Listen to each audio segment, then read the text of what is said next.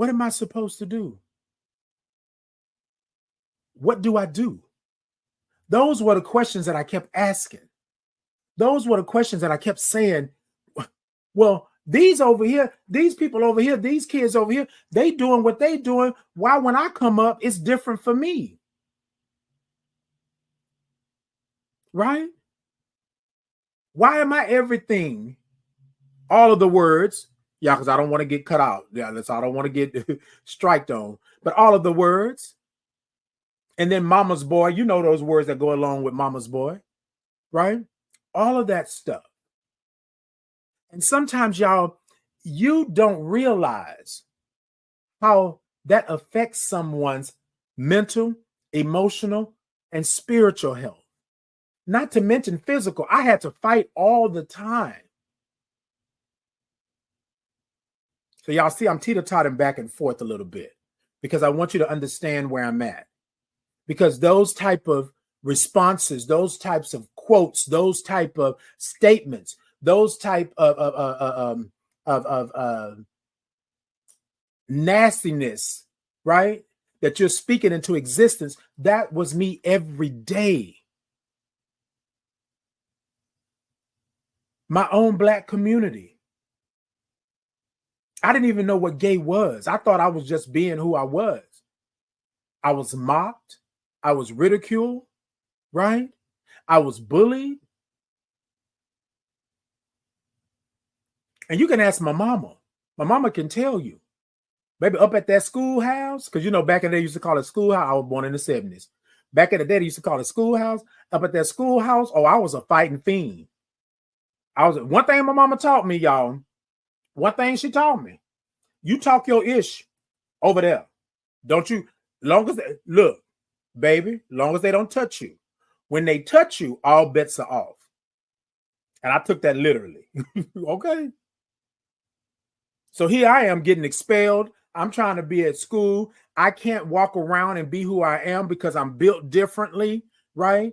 I'm nasty, all of these things, right? And this is what you're telling a child. And y'all are saying, you know, not y'all, but you know what I mean, in a general sense. And you're saying, oh, protect them from the children. You are the villains in this. The children need protection from you because you're putting this in their minds and in their hearts and in their spirits to where they think that they are doing what they're supposed to be doing in this world, but it's against another human being that you don't even know how that human being got to this point. That's all I'm saying. And a lot of times we don't listen. Like D. Holly said earlier, she had to listen to her friend to understand what was going on. But y'all, in this world of masculinity, in this world of patriarchal slavery, right? It's always you are wrong. And in this world of you're going to be innocent until proven guilty, it is never that. You are always guilty. And then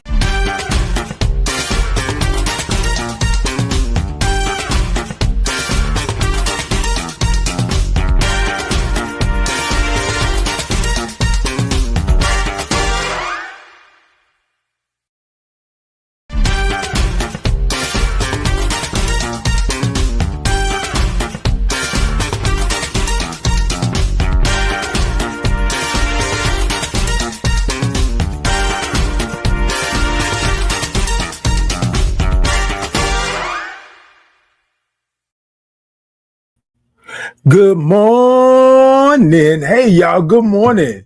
Good morning. Y'all know what today is. I had a little something I wanted to say before we got started this morning. That was from the last live.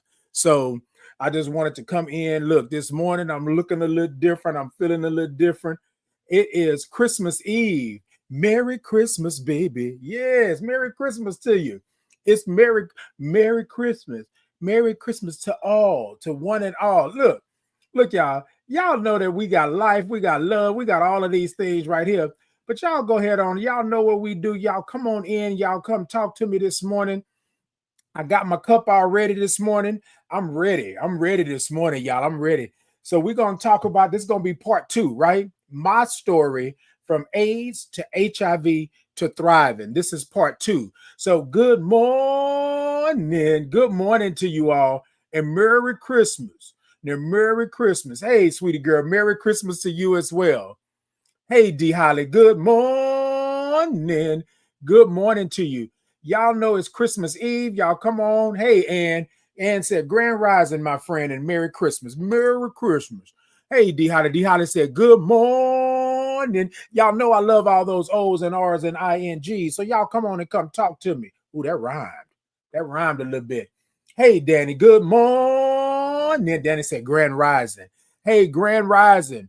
Hey, D Holly. D Holly said, looking fabulous, Titan. Look, y'all, I figured I'd be a little festive these last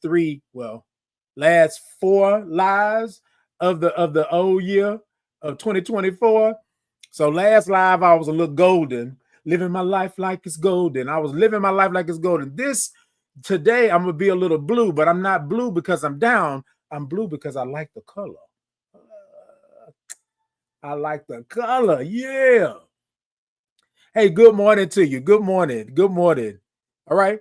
So, y'all, we're going to say it to each y'all, to each y'all. What? Wait, hold on. Hold on, y'all. Hold on.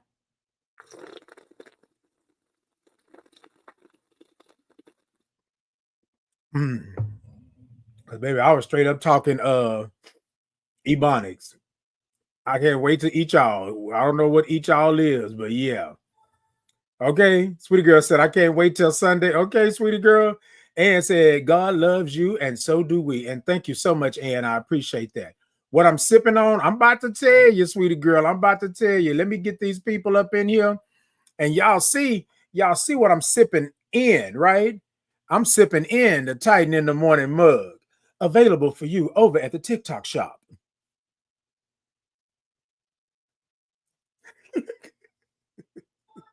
Y'all know I don't have no sense. Look, available for you at the TikTok shop. Hold on.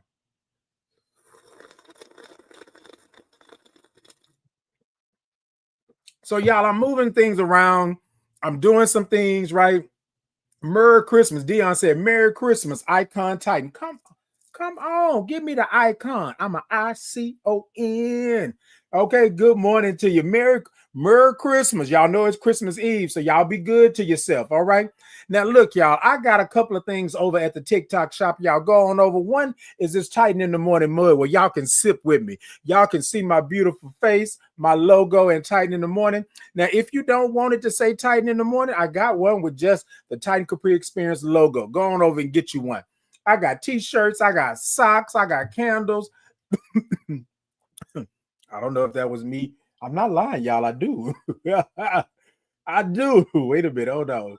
So go on over there for Christmas and get you a little something. Now, I know you might not get it for Christmas per se, but look, you got it for Christmas. You'll get it before December is over, right? So that could be your Christmas gift to yourself in that. Sweetie girl said, I have been naughty, but Santa understands. Okay, come through, Santa. Come through. Okay, Merry Christmas. Now, y'all, we're going to say it like we know good old Madeira. Merry Christmas. Merry Christmas. D. Holly said, come on in with the blue Titan. I love the blue too. Indeed. I'm going to tell y'all what it is. Okay. No, I'm not going to warn y'all on what the next one going to be, but we're going to have another color come next live. Sweetie girl said, I'm getting socks. My feet get cold at 59. Come on. Come on. Look, let me tell y'all something. I love a good old, so I like a tank top and shorts and socks, right? But I also love a good old blanket. You know what I mean? Like during the wintertime, like a good old, like back in the day, it used to be a good old quilt. And I don't know if some of you might be too young to know what that is, but grandma used to have these quilts, right? And these quilts would knock out all the cold, right? Because they were hand sewn. And when I tell you, oh my God. So now I have like these plush blankets. I wish that I would have kept the quilts from back in the day, but they were so heavy. And then plus by them being so old, they would get a little tattered and stuff like that. But anyways, I digress, right? Some good stuff. So anyways, y'all, so I'm here with the second part of my 3-part, I guess, series here, right? And the It's my story from AIDS to HIV to thriving, right? And so with that, we always want to make sure that we're coming in and we're being good with the understanding and the knowledge and all of that, right? Sweetie girl said, I'm a 80-year-old mother made my two huge quilts by hand. And I wish that I could have them. Like, a lot of things happen, storms happen, flooding happen, and so we were not able to keep them. But I still have those memories, right? And I love that. All right, y'all. So we in this morning. Y'all come on in and come talk to me before we get in, because we're going to talk about my story from AIDS to HIV to thriving. And so, y'all, I did this on Thursday, and on Thursday I said that was going to be the first part, right? This is part 2.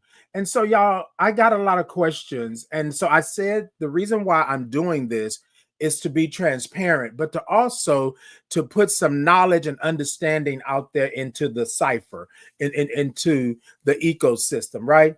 Because a lot of times we think that things are just cut and dry, and this is the way that they should be. And what I want to do, right, with my platform, not saying that anybody else has to do it, not saying that anybody else has to do this or do that. I'm saying I want to make sure that my story is clear, but I want to give some backstory. So I've been doing mental health sessions here lately. And at these mental health sessions, therapy, right? I don't know. I just feel like, when I say mental health sessions, it just makes me feel so rare. I'm not taking anything away from it because it's still therapy, right? It's still counseling. It's still whatever you want it to be, right? But I just like to say mental health sessions. So, it has such a good ring on Christmas Eve. Mental health sessions. So this is what y'all stop playing with me. Y'all stop playing with me. Y'all making me laugh. Hold on. So what I wanted to do, let me push myself back just a little bit. What I wanted to do was tell my story, right? But I wanted to make sure that I told my story in my way, right? Because a lot of times what happens is that we don't control the narrative of our own stories. And I want you to understand what my story is, how I came to be, how I got here, how I got to this location that I'm at, meaning in life. How did I get to this purpose? How did I get to this advocacy? How did I get here? So that's my story from AIDS, right, to HIV, to thriving. And then someone asked on last episode, why are you always saying AIDS? Because that's how I was diagnosed. I wasn't diagnosed with HIV. Someone didn't tell me that I was reactive, right? They told me that I had AIDS because I only had 4 T cells. And it was very blunt the way that I was told. So I always want to encourage individuals to make sure that you are telling your story from your point of view, because you can't go around and tell your story and somebody else is telling you that your story is not valid because you don't tell it in a certain way. So that's the reason why I said I'll tell my own story, right? Y'all with me this morning? Okay, yes, indeed. And no, I'm not ashamed of it, right? I got that a lot on the last episode as well. Like, you should be ashamed. I don't believe that you should be proud of having HIV or be proud of this or that. And I'm saying, so what makes it your business, or what makes it your right for me not to be proud of who I am and where I am and how I got here? Because it was a journey. You know what I'm saying? And so, y'all, I don't know what it is in this world now that people want to tell you that you can't be right, that you can't have honor, you can't be proud and who you are and what you are and how you show up. But this is the reason why I'm telling my story, right?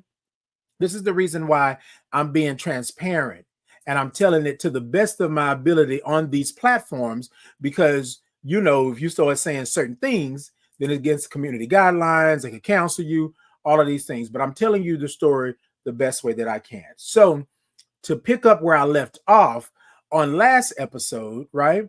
On last episode, I talked about the fact that I had just been diagnosed, but I also talk about the fact that my diagnosis date, right? The date that I was actually diagnosed may not be the actual date that I claim. And here's why. Right. Hey, ungrateful youth. Said Grand Rising. Amen, Lord. 100. Indeed. Good morning to you. Good morning. Merry Christmas. Merry Christmas is Christmas Eve, y'all. Merry Christmas. Merry Christmas. Right? Yes, indeed, sweetie girl. I said it was May 5th. Thank you, girl. Come on, sweetie girl. So I said it was May 5th, right? 2005. Now, here's the thing. Because of that, because of the way that I was diagnosed, right? Hold on. Hold on, y'all. I'm sorry. Y'all forgive me. I'm going in already. Let me grab my cup. Let me sprinkle it into the cup and let me take a sip, baby. Y'all checking me this morning. Y'all say, hold on, Titan. What you doing? What you doing? I know you want to get into your story, but Titan, did you sip yet? No, I didn't sip. I sipped on my own, but I didn't sip with y'all. Come on. Okay, I got you. All right, y'all. Grab y'all cups and we're going to sprinkle it into the cup. My story from AIDS to HIV to thriving.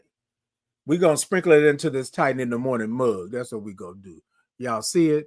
It's coming across your screens. Hold on. Let me back up a little bit. Back up, back up. Okay, there you go. Wait. Back up. There you go. Okay. Okay, ungrateful you said happy holidays. I multi-religious, no preference on religion. Well, indeed, indeed. Well, Merry Christmas, happy holidays, happy Hanukkah, Feliz Navidad, whatever it may be. Whatever it may be in that, happy holidays to you. But you're telling the truth. Okay, I'm grateful you. I'll be trying. So, y'all, let's go ahead and sprinkle it into the cup. Okay, we're going to sprinkle it into the cup. I know. I think I'm gonna take these glasses off because y'all, I feel like I'm smiling. When I smile, the glasses go. You good? All right, y'all. Sprinkle it into the cup, and we're gonna take a sip out of it. My story from AIDS to HIV to thriving. Come on, let's sip. Sprinkle, sprinkle, sip.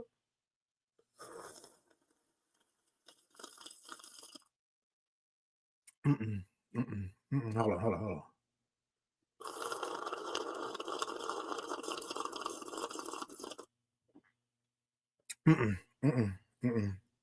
One more, one more, one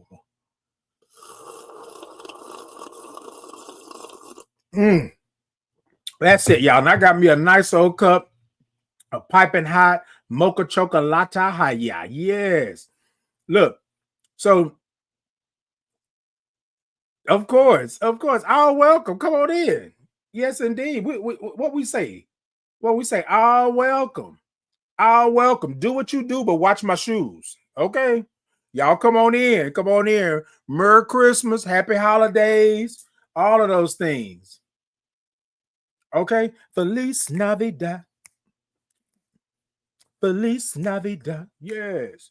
Merry Christmas. Merry Christmas. Okay. Good morning to you. Okay, y'all. I'm gonna take the glasses off just for a little bit because they got a little warm around my eyes. And so y'all don't know if I'll be able to keep this hair in my face like this all morning. But hold on. Hold on. Y'all bear with me while I make some adjustments. Can I make some adjustments? Hold on. Let me make some adjustments. And yes, this is my own wig. Ah, look, somebody said the other day, well, you said it was a wig. I said that's how I play with that. This is coming out of my scalp. It wasn't put on my scalp. It wasn't glued down. This is coming out of my scalp. You know what I'm saying? People like to tell you, "Oh, you said it was a wig." No, bro. And I wasn't saying it like that. I wasn't saying it like that. What I was saying was it's a little joke. Anytime I go to get my hair retwisted or put into a style, I always say I'm going to go get this wig split. Yeah, that's my joke. That's my joke. Okay. So here it is, y'all. So I am speaking on my story from AIDS to HIV to thriving, right?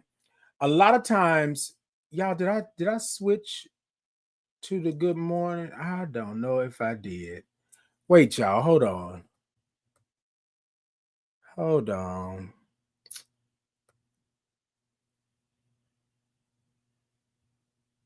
Hold on. Let me just go and look.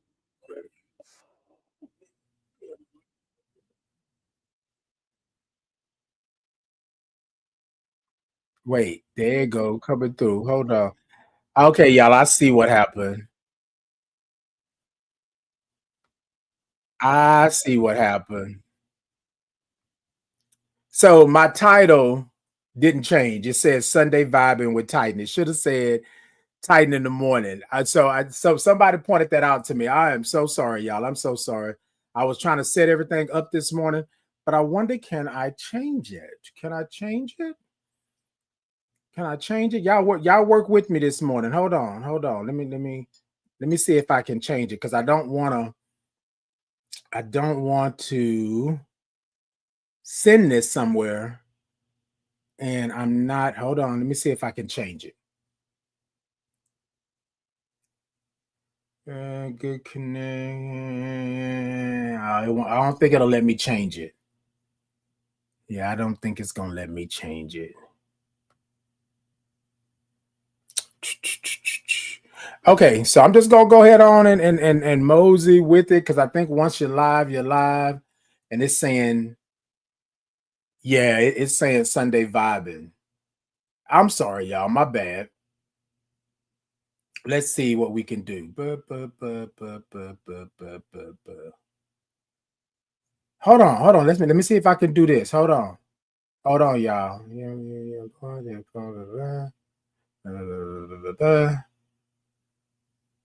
Give me 1 second. Give me 1 second.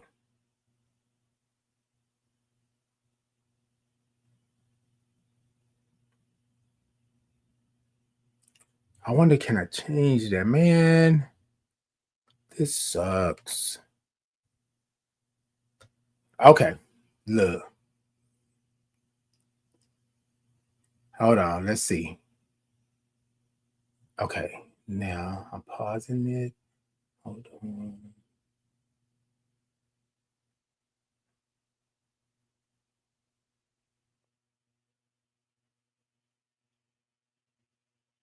Oh, man.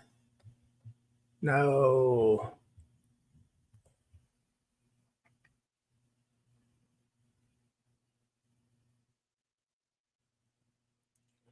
Okay, look. I'm not tripping. I'm not tripping. You know what I'm saying? Okay. Cody said, "Hope this makes you happy, brother. Merry Christmas, son of a man here." Indeed, indeed. I don't wait. What's going on? Hope this makes you happy, son of a man. I don't know, Cody. I think it's Cody, Kodie. I don't know. Um, Peace and blessings to you. All that good stuff. Merry Christmas. I don't know what you hope this makes you happy, brother. Let me know what we're talking about. Let me know what we're talking about. But to be on the clear side, yes, indeed, I am happy. I am who I am. Is Merry Christmas time, is Christmas Eve, and all this other good stuff. So we good. So we are good. I'm sorry, y'all. I saw that on my other platform. It was saying Sunday vibing because I do a Sunday vibing with Titan on TikTok. And so it still says Sunday vibing, but we know it's Titan in the morning. So I tried to clear it up. I couldn't clear it up. Y'all just know that it's Titan in the morning because, the title says Sunday vibing. So I apologize with that. But we're going to mosey on. That's what we're going to do, right? That's what we're going to do. All right, y'all. So let me get back to it. Of course, of course. Nah, y'all know I don't trip about that. No, no, no, no. You welcome in. Welcome in. So here's the thing, y'all. With telling my story, a lot of times I get comments and things from people that want to tell me that what I'm doing in my life is not right. And so I want to go back to that. So on last episode, I ended the episode with telling you about my actual diagnosis, right? Telling you about the fact that I was diagnosed with AIDS. And so a lot of people ask me, why do you always mention AIDS? Why do you always do that? Because that's my story. That's how I was diagnosed, right? And so, y'all, let me tell you, let me say this in the best way possible. Hold on, because this has messing with me this morning. Hold on. Let's do that. Okay, let me get it out the way of my face because I'm trying to talk to y'all. I want to see y'all, and the hair keep getting in my eye, right? So this is what I want to do. This is my story, the way that I know it. And I want to talk to you all about telling your story. When you are ready to tell your story, notice I said when you are ready to tell your story, you tell your story from a space of truth and honesty, right? And understanding, right? And knowledge of where you are. Hold on, I'm gonna roll that back. I'm gonna roll that back. Hold on, y'all. Hold on. This is for those that are in the mezzanine and the nosebleed, right? Now I'm gonna tell y'all something. I don't have no qualms about nobody in the mezzanine or in the nosebleed because I have been there. And if I get me another chance to go to another concert, I will be in the mezzanine or in the nosebleed. So I'm not tripping. You feel me? But this is what we have, y'all. People come on here to tell their truth, and then people will tell you that that's not your truth because it shouldn't be told that way. Or if that didn't happen, well, why are you doing that? Or they want to blame you for you saying that something happened to you. You understand what I'm saying? A guy on here, yeah, and I don't know if y'all remember this, but maybe a month or two ago said that why would you be proud of being HIV positive? And I said, it's not so much as being proud of being HIV positive, but it's proud that I'm still here. You understand what I'm saying? Because that was a rough time in my life. So I made it through. That's what I'm proud of. So I will tell you that I'm proud 19 years HIV positive, but my HIV positive, it was not my diagnosis. My diagnosis was AIDS. And I want to be clear on that. Somebody said in the comments, well, you are doing this for, remember they said something about you're doing this because, y'all have an agenda. And I'm saying, I don't have an agenda, but you know what my agenda is? Let me be clear. My agenda in telling my story, my agenda in being this advocate is for me to survive. It's for me to live. It's for me to thrive. That's my agenda. I don't have no agenda against anybody else. I don't come to your platform. I don't come to your house. I don't come knocking on your door telling you how to run your house and how to live your life. I don't do that because that's none of my business. But what is my business is me being understanding, me being okay with the fact that I am still here when so many people told me that I should have been gone. When I even thought myself that I should not be here. When I even prayed for me to not be here. You understand what I'm saying? So when I say I'm proud, right, of my HIV status, because I can stand up and talk about it. I can stand up and be who I am.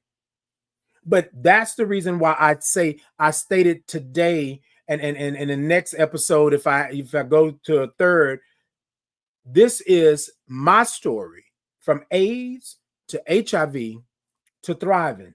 And y'all, in this, right, there is a piece of education that I didn't know when I was diagnosed.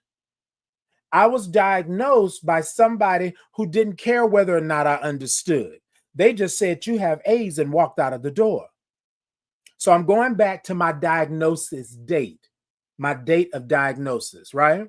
I'm going back to that because somebody said, well, that really wasn't your date if you were already diagnosed. No, somebody coming into my room and saying to me, right, that you have AIDS and walking out, I didn't consider that a diagnosis.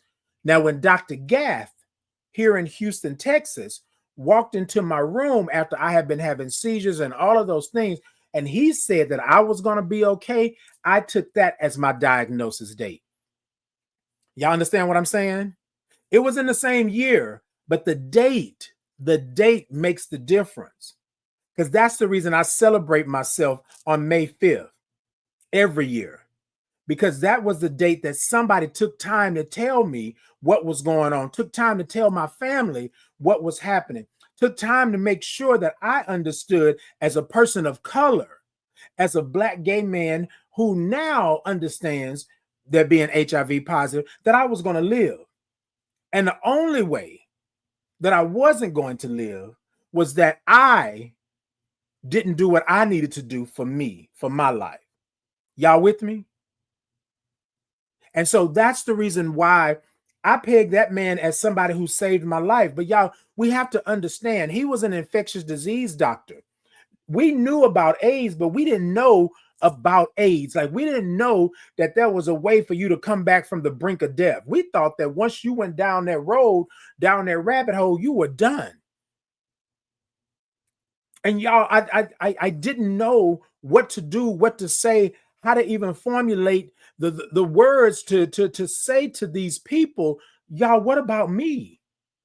I'm laying here in this bed with tubes running in and out of me. I'm having seizures. I can't keep medicine down. I'm 140 something. Like I'm sickly looking, and y'all, I look like I was on that stuff.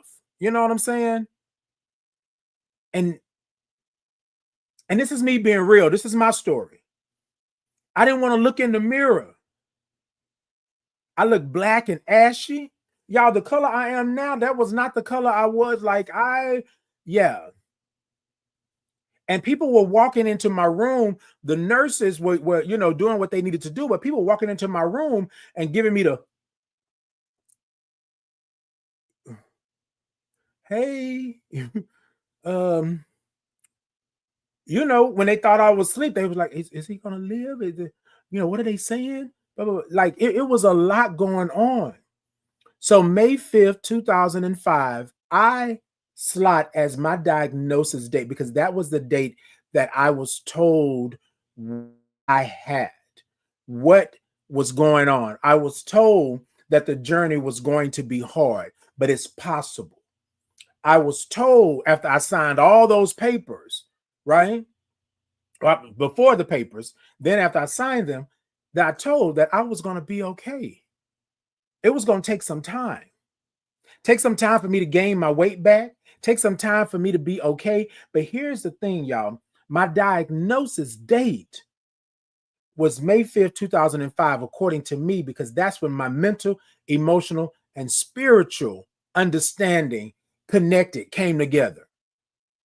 It's one thing for somebody to tell you that you are HIV positive. We have people that are flipping out when they get a diagnosis or reactive from a test, a rapid test, right? And then even after you draw blood, right?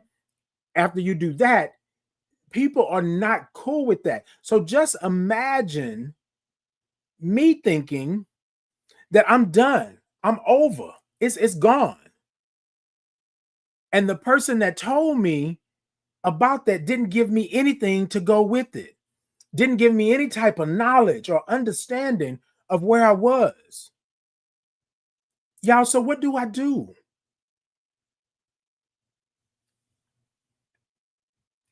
May 5th, 2005 is my diagnosis date.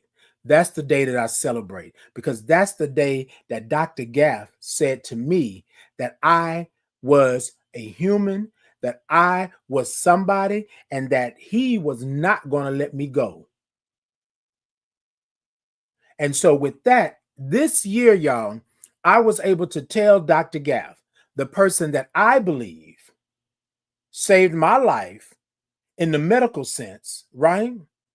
Which hell, it's all the way around sense, because without that, I don't think I would have still been here. As a matter of fact, remember I told y'all that I prayed, let me go to sleep and not wake up. I prayed for that, but I slot him as someone who saved my life. To this year, just not too long, just a couple of weeks back, I was able to stand next to him, hug him, thank him for that. I was able to take a picture with him and show my mother, right? And we both were like, oh my God, right? And the crazy part is everybody had already told him of my story, right? He knew me, but he didn't know me like that. When I walked up to him, he said, well, you know what? He said, baby, you looking good. You healthy now. I'm a good 285, 6'1". So you know how that go. Anyway, I said, yeah, Dr. Gaff, that's what it was. But I wanted to tell him specifically that you are the reason why I continued. So I don't know, because they were giving him an award, right? Because he's been in the HIV community for a long time because he was infectious disease, but he was the only one at that time, right? Doing it that way, and then like a lot of times we don't get to tell our heroes or the people that we believe that saved our lives. We don't get to give them their flowers. And I was so thankful that so many people heard and understood my story and was going to him to let him know how much I reveled in the magnificent I don't even know how to say it, in the magic or whatever that he is.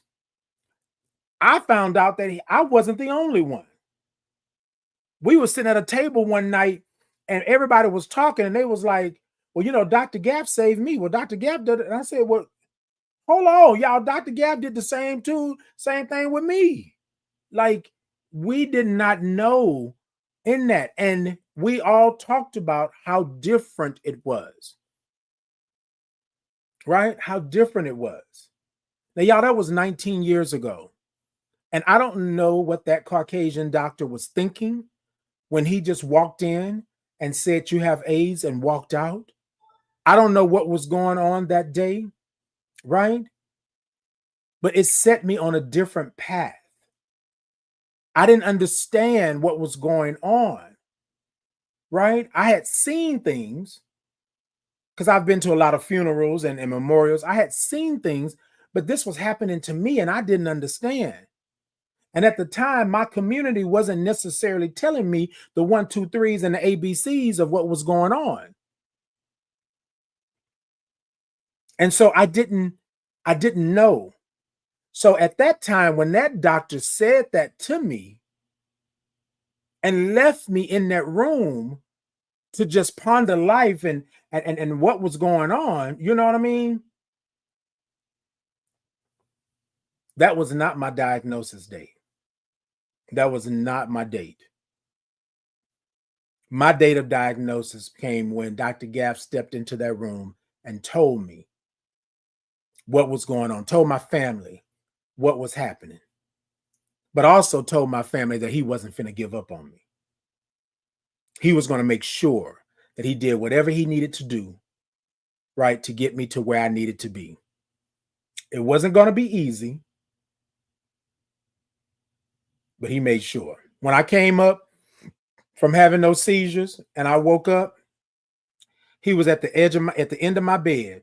He tapped my foot and he told me, you're going to be okay. You're going to be all right. They're going to give him this. They're going to come in and check him every 4 hours. They're going to make sure that he's good, right? They're going to make sure that everything is good to go.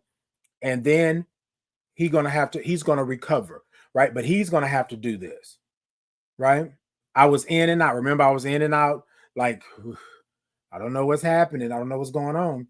But here I am 19 years later, and I get to stand next to the man that I deem as someone who saved my life. You feel me?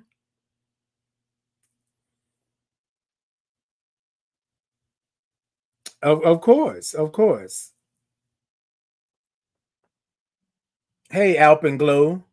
Oh, hey, good morning. Good morning to you. This is Floor. Okay, Floor. Hey, Floor. Hey, Floor, you have to change your name. Okay. Long as you come back here. I would have still said hello to you. You know, Jay said that's beautiful. Thank you so much. Thank you so much.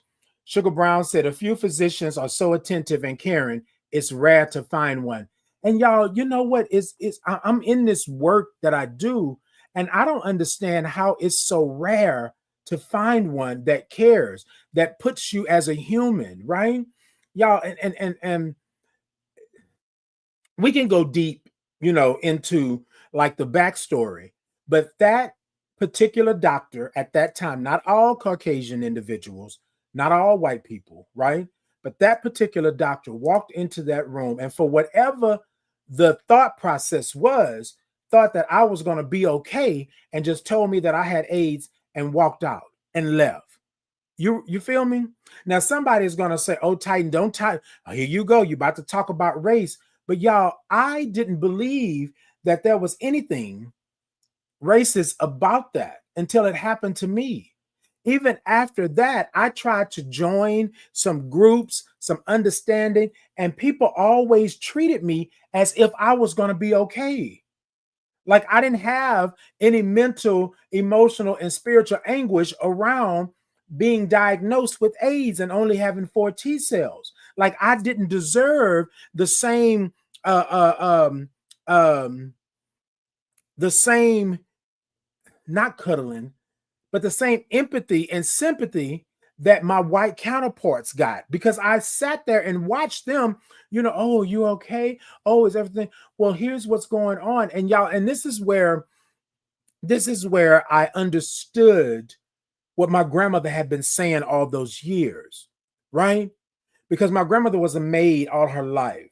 And this is not a dig, baby, because my grandmother held it down and did what she needed to do on top of all of the trauma and things that she experienced, right? What I understood was that there was a system in place. And the system, once I got in it, which I was already in it because of my skin color, but once I got in it and it affected me, affected me, I understood.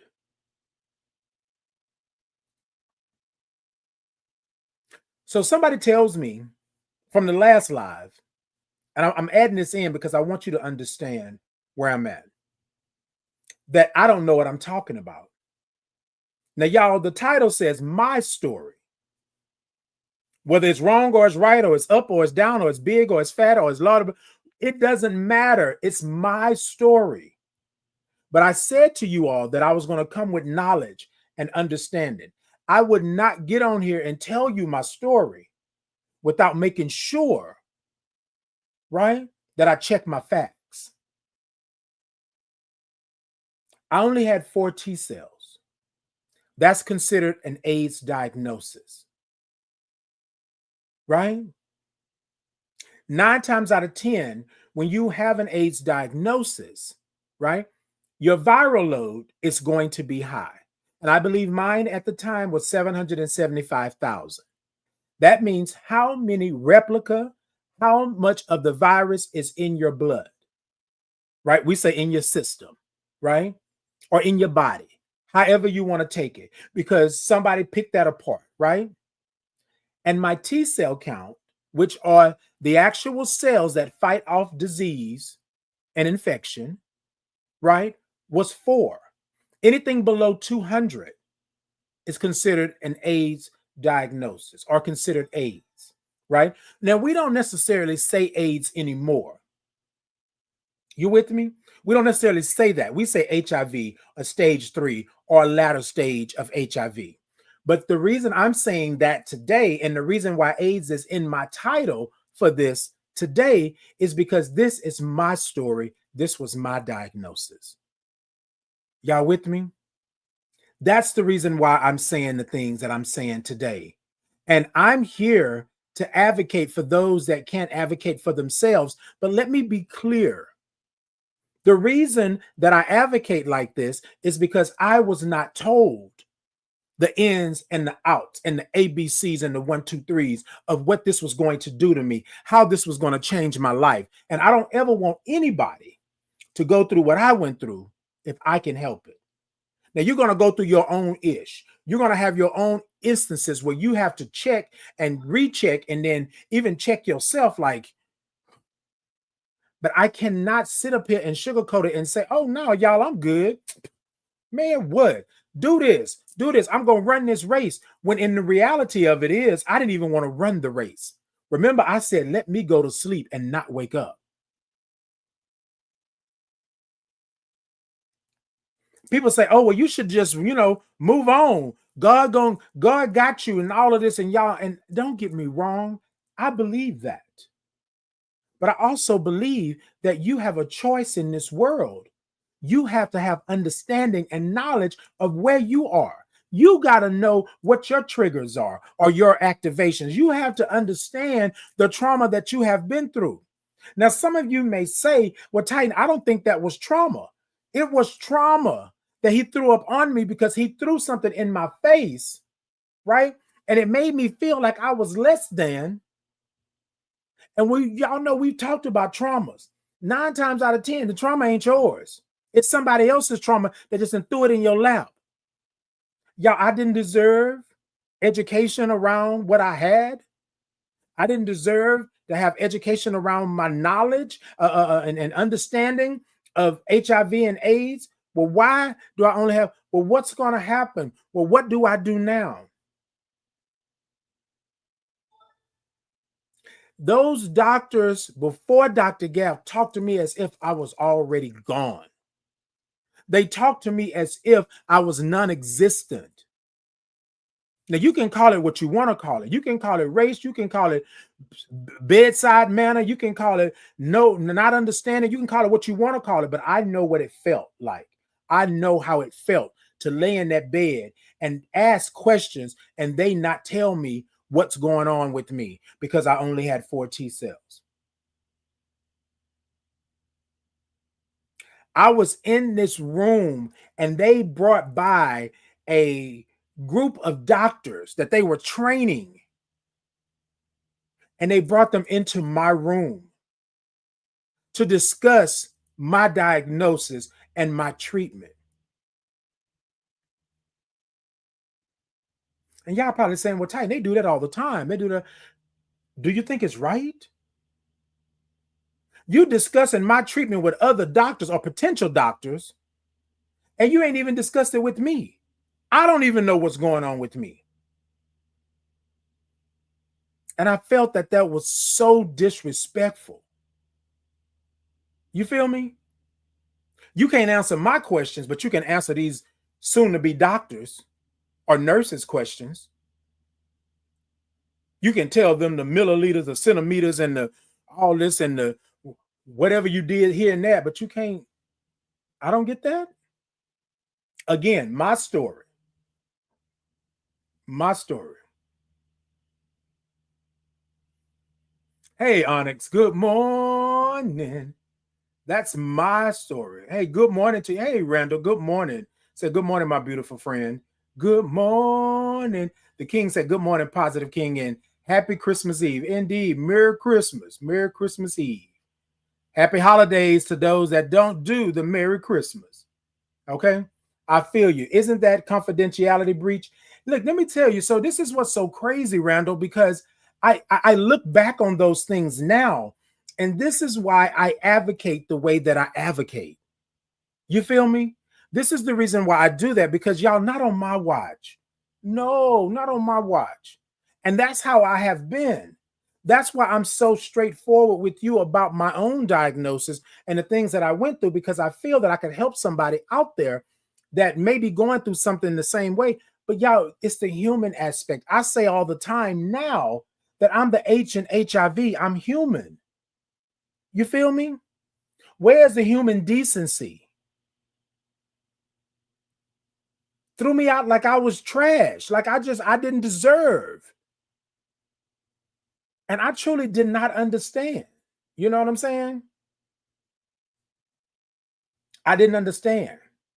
So good morning, brother. I hope helps you out this holiday. Merry Christmas, and Son of Man is here. Okay, I thought we had already talked about that. Okay. Sugar Brown says some hospitals are teaching hospitals so that they are allowed to have students accompany them. And you know what, Sugar Brown, I'm not tripping with that. But what I said was, and see, this is what, and this is not nothing against you, Sugar Brown. Thank you for the comment. But this is where we missed the mark, right? I don't know what's going on with me. So how disrespectful is it? Because here's the thing, Dr. Gath would have never done that. Dr. Gath, as a matter of fact, didn't do that. Dr. Gath cleared the room when he came in, except for my mama. I think my grandmother may have been there at the time. And he said, I want to make sure that you all understand what's going on, where he's at, because they were trying to read the reports. They were trying to read those things. You know what I'm saying? And at the time, and Sugar Brown, and I hear you. You say you have the right to refute. Sugar Brown, 19 years ago, laying in the bed with only 4 T cells, tubes coming in and out of me, I wasn't aware of that. You understand what I'm saying? So like a lot of times, we don't know that people don't know. We assume that they know. We assume that they know their rights. We assume that they know, right? Y'all got me? And so this is why I'm saying this today. Not all doctors are bad. Not all people in the hospital are bad. What I'm saying is that a lot of times we don't get that. In the advocacy that I do, I make sure you know what's going on up front. I make sure you already know what the journey is going to be. I don't second guess. I don't say, oh, take for granted that you should already know. Right? No, that's not how things work. Now, that was 19 years ago. I'm talking to y'all in 2024, but that was 2005.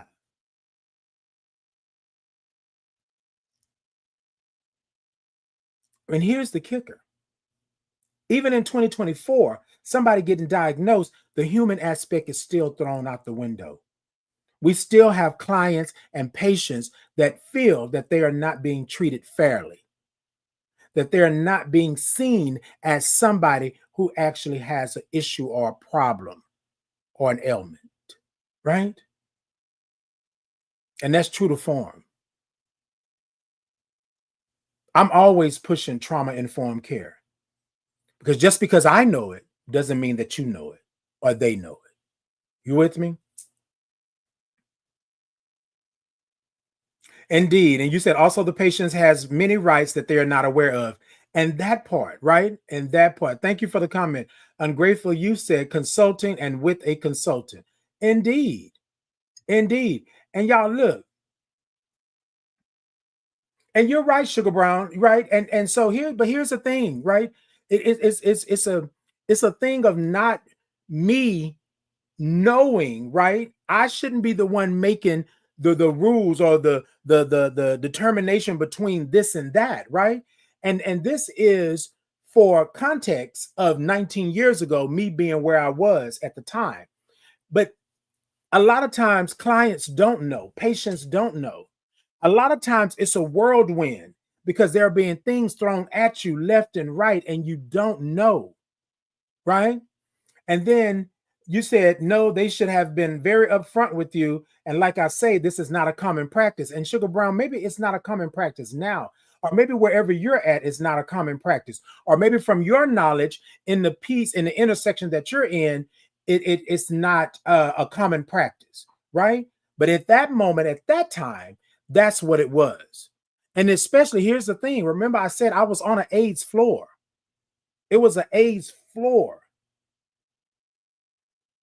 right? It was already craziness surrounding being on the AIDS floor because you were going to die anyways in 2005, right? Hey, Ty, good morning. Hey, Ty, I haven't seen you in a long time. How you doing? Come on, good morning from Spring, Texas. Okay, Spring, Texas. Hey, Chatty Osborne, good morning. Chatty said Grand Rising. Good morning to you. Good morning. Sugar Brown said, no, I agree with you. They don't tell you many things when you're there. And true to point in that. True to point. Ann said, yes, sir. Hey, King Buddha, good morning. Did you get hugs for comfort when you were there? Wait a minute. Sweetie, are you talking about when I was in? Tell me what you mean there. Hey, Jasmine, good morning. Good morning. Good morning. Hey, good morning. Thank you so much, King Buddha. Thank you so much. Yes. So on the AIDS floor, no. Now here's the thing, right? And this is why I say that I peg Dr. Gaff as somebody who saved me. Dr. Gaff was touching me. Dr. Gaff made sure my family was good, that they understood. He answered all the questions. He wasn't afraid to touch me, be around me. But on that AIDS floor, that no. Hey, Kirby, good morning. No, it wasn't that. So just imagine, I told y'all my backstory in the beginning. Just imagine growing up and feeling the way that you're feeling, right? Then you are diagnosed with AIDS, and then even feeling even worse because now nobody wants to touch you. Nobody wants to be around you, even though, right? They say all these things like, we've made all of these leaps and bounds and medication. Oh, thank you so much, King Buddha. I love the hug. Thank you so much. I appreciate you. Like, you have all of these things, but y'all, before it happened to me, and this is going to be real transparent. Before it happened to me, I was saying, oh, you could do better, right? You could do this. And y'all, a lot of times we are people who are struggling, suffering from trauma, and we want to tell somebody else that they can get over it and do better. I don't know your trauma. I don't know what you've been through. I don't know what has happened to you. And the consensus is that you can just get up and walk away from it. Y'all know how that is. We've talked about the trauma. We've talked about putting the trauma down and picking it up 2-3 times. I'm coming, y'all. I'm coming. Hold on. Chatty Osborne said, how are you looking handsome as always, Titan? Love how you put your outfits together. Yes, indeed, Chatty. Thank you so much. I said that I was going to be a little festive, so I've been trying to be. Last episode was gold. This episode was blue. And Chatty, let me show you. You know, I have my glasses on a little bit early. Let me put them back on. Check out my glasses. Check out my glasses. That part. Okay, look, that part. Look. I'm trying to do a little something. Okay, look, that part. Okay. Jasmine says, can't tell you how many times I was called buddy and pal by the nurses when I was going through. And Jasmine, and this is what I want to say to you, because this, okay, so I'm gonna tack on to what Jasmine just said. Thank you for your comment, Jasmine. I went to group, right? And it was no one of color in this group, right? It was strictly Caucasian. And how many times they called me sweetie? Oh, you'll get over, sweetie. Oh, you just got to do this. Oh, you just have to do this, sweetie. You just got to do. And I was just like, wait, this. But I watched, right?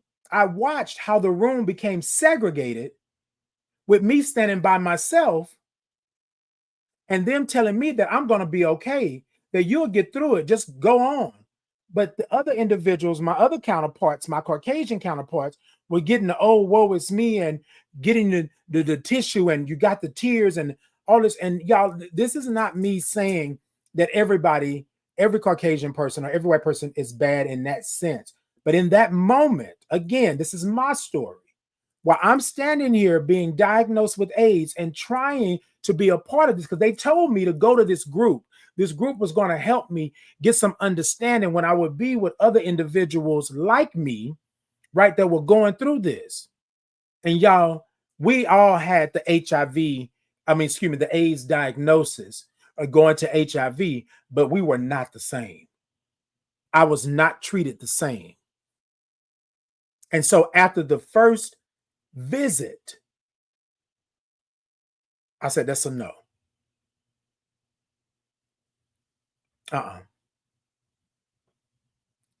That's the reason I'm a part of boards.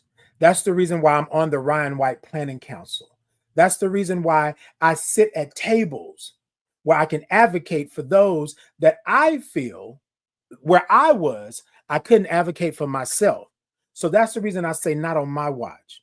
And y'all, this is why this is my story from AIDS to HIV to thriving, because it was a journey. And y'all, I didn't want to like make anybody the bad guy. I don't know what your background is, what you're going through, but I do know how I was treated. I understand now what I was going through. And this is not just now. I'm talking about when I made, going from AIDS to HIV to understand it. I've been walking in my truth for a long time now.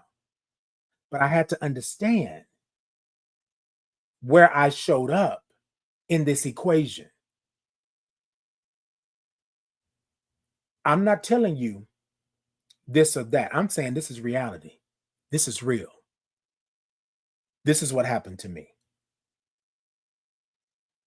So we always want to make sure that when we're being transparent and we're telling these stories, that we're giving them the 1, 2, 3s and the ABCs, the good and the bad and the indifferent. Because a lot of times we want to sugarcoat the story because we don't want to be the bad guy. Did I truly understand? No. Did I really ask for understanding? In the beginning, I tried. But again, I'm being told, oh, you good. So what am I trying for? What am I doing? That's why. That's why I curate the Titan Capri experience, because I want you to have an experience. Whether the experience is knowledge, whether it's understanding, whether it's the ABCs of HIV, whether it's me showing you stats, whether it is me curating a safe or brave space, I want to make sure that you have an experience, because we are losing people still in 2024. We are losing people because we cannot be authentic with them about what we've truly been through. I'm not going to tell you, y'all hear me say this all the time. It's a journey. Is it going to be easy? Heck to the no. Is it supposed to be easy? My grandmother used to always say, and I quote this all the time, anything worth having is worth working for. So if you're going to have peace of mind, if you're going to have understanding, you're going to have to work for it. But I shouldn't be in a place, in a space of hospitality, right? Hospitality, and they don't tell me what's going on with me, but they leave it to my own vices to try and understand. What do I do? Ungrateful, you said, wow, amen, Lord. I got to sign off, but so far, the history of conversation, it is heavy. Human pride. Indeed, indeed. Jasmine said, transition. Indeed. Russell said, twinkle, little star. I said that earlier. Jasmine said, 38 years in deviation. Indeed. Oh, really? Okay, Jasmine said, in February. Come through. Come through. And said, God knows no color, so why should we? Who are we to judge? Indeed. And y'all, we ask these questions all the time, but this has been going on since the dawn of time, right? Why our God of God didn't know color when we are wet and different? Oh, I see what you're saying. Okay, come on. Tap, tap, tap your screen. Show the love, people. Indeed, and thank you so much for that. I'm going to take a little pause for a second real quick. TikTok, tippity tap, tap, tap the middle of that screen. I got a goal of snowflakes up there. It's a goal of 300, but if we can't make 300, I understand. But y'all tippity tap, tap that screen and send me some snowflakes if you can, or send me some love, hearts, gifts, or whatever it is that you got. Go on over to my TikTok shop and check it out and get you a old Titan in the Morning mug, get you a t-shirt, get you some socks, get you some candles, all of those good things. And thank you all so much for doing that. Of color suffer in silence. And they do, Jasmine, they do. A lot of times we don't get that. But YouTube, Insta, Facebook, X, all of y'all, show me some thumbs up, show me some hearts, show me some love. Y'all like and y'all follow, y'all share, and then y'all come on and comment. And come on and comment. Y'all know I'm good for it.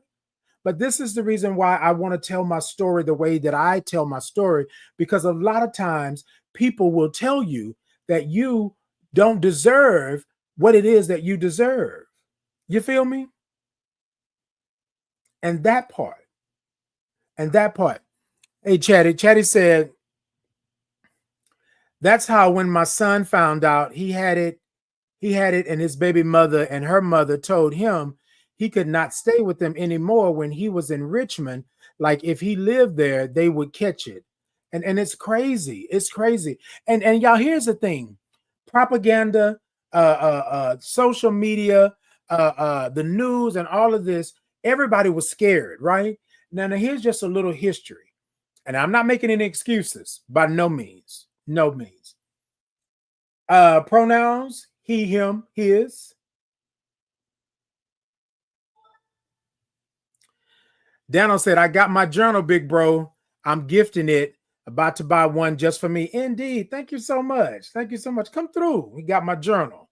Okay, come through. I appreciate it. Look at that. Making me feel like. Okay, so the thing is that we did not understand. AIDS came out of the woodwork, right? Knocking people down left and right. and people were scared. I'm not saying that you shouldn't be, because anything that comes in as a pandemic, an epidemic, right, is going to scare you, because people were dropping like flies. I said that before, right? But here's where it gets crazy. A lot of times, 9 times out of 10, you did not go out and say, I'm going to catch. This is what people were saying. I'm going to catch. I'm going to get. 9 times out of 10, that was not what you were intending to do. But people blame you anyways. So therefore, you had to know a cold, pneumonia, flu, cancer, anything that happens to you in that sense, you said, I'm going to get this. That's not how it is. And most of the time, it's what happened to somebody that you should be asking that question, not what's wrong with you, what happened to you. Because in my story, I didn't go out and say, here I am, AIDS, come get me. That was not my story.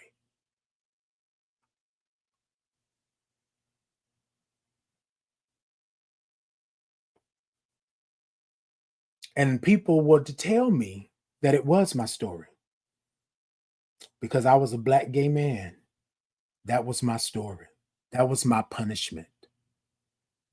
That's the reason God don't like you. That's the reason you'll never get to heaven. That's the reason you're ostracized. That's the reason they don't want to eat behind you or drink behind you. That's the reason they didn't want to be around you. They wanted to ostracize you. But y'all, let me tell you something. And it wasn't just the world. My family didn't know what to do.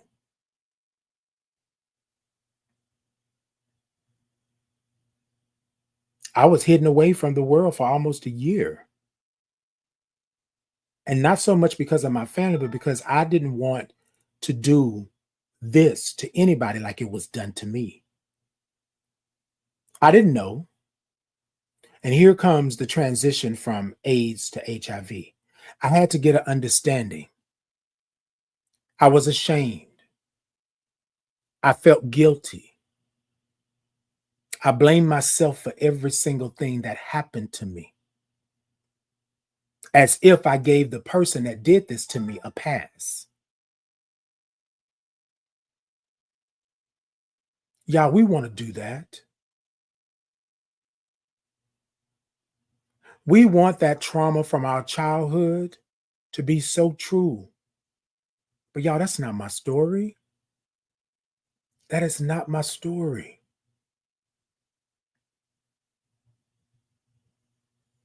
I believe because I was told that I was an abomination, that I was nasty, that I was not God's child. God don't love people like me. I felt that that was my punishment. That's what I was told. But everybody was punishing me, but not the person that did this to me. And as a matter of fact, I felt I needed to protect him because I thought it was my fault. Period.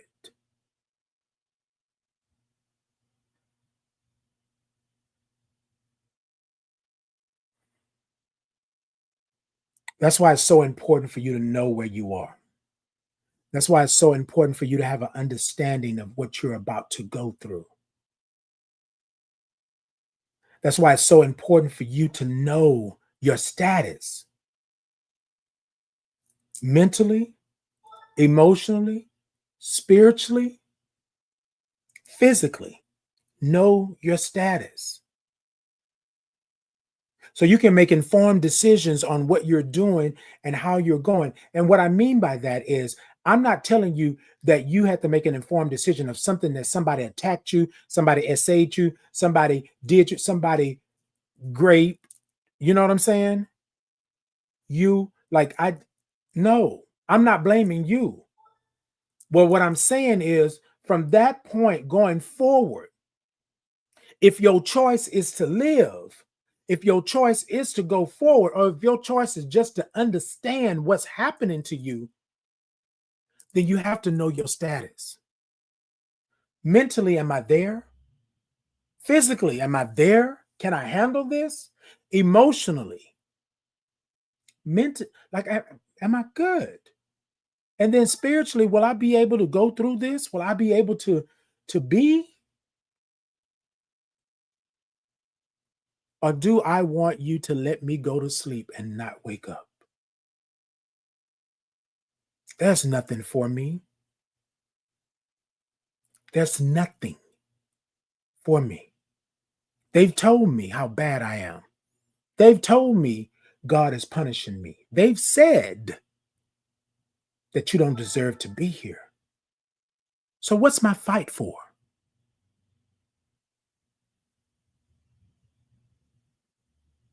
They said all those things to me. And while I was laying in that bed, that hospital bed, that's what I prayed for. I didn't pray for me to get up. I didn't pray for a long life. I prayed, let me go to sleep and not wake up. And y'all, this is the reality for so many people in the world today.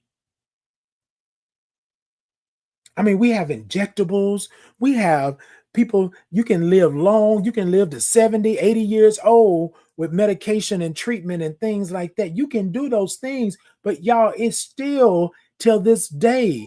I sat in a room with people that were diagnosed diagnosed 20, 30 years ago.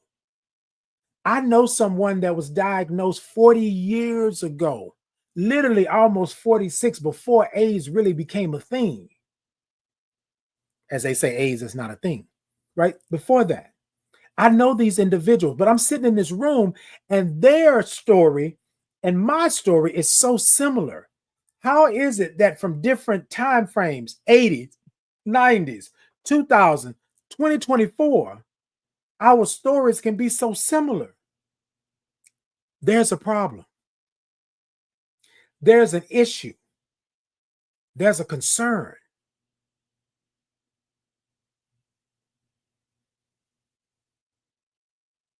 So, y'all, that's my story. That's how that comes to be.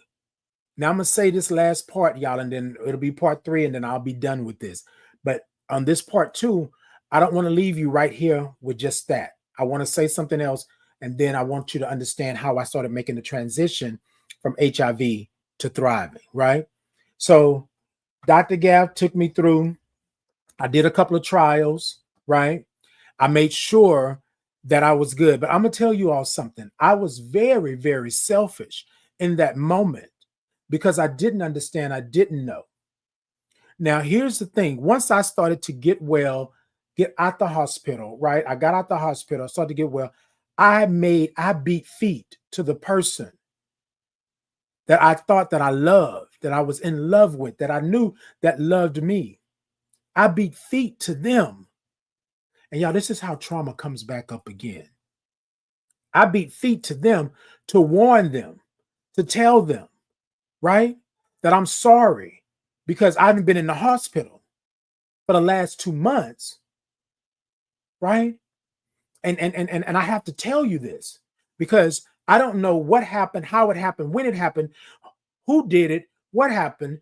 But I don't want it to happen to you because I love you and I don't want you to go through what I've been through. This is horrible. It hurts. And I would be just out of here if I did this to you. That's me. I'm trying to protect you because I did something wrong. They told me that I was an abomination. They told me that this is my punishment, that God is punishing me for doing the things that I did, which I didn't even know what they were, but this has to be it. So I'm trying to warn you. I'm trying to protect you and make sure that you are good. And then you tell me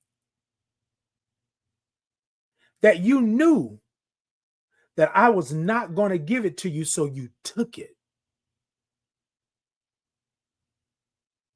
What? What? But no, go and get tested, because this is what I've done. I know that I'm bad. I know this and this, and I don't know what I would do with myself if you if you got AIDS. You know what I'm saying? Then it hit me. What? What did you just say? Well, I knew you were all wholesome. You didn't want to do this. You were confused. So I took it. What? Wait.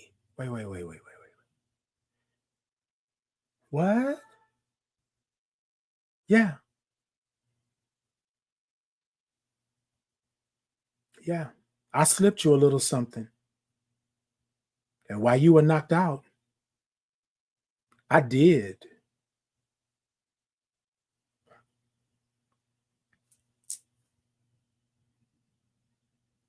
What?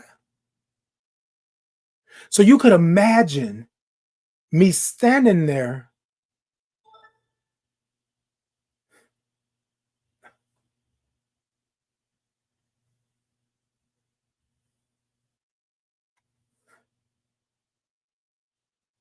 Wait.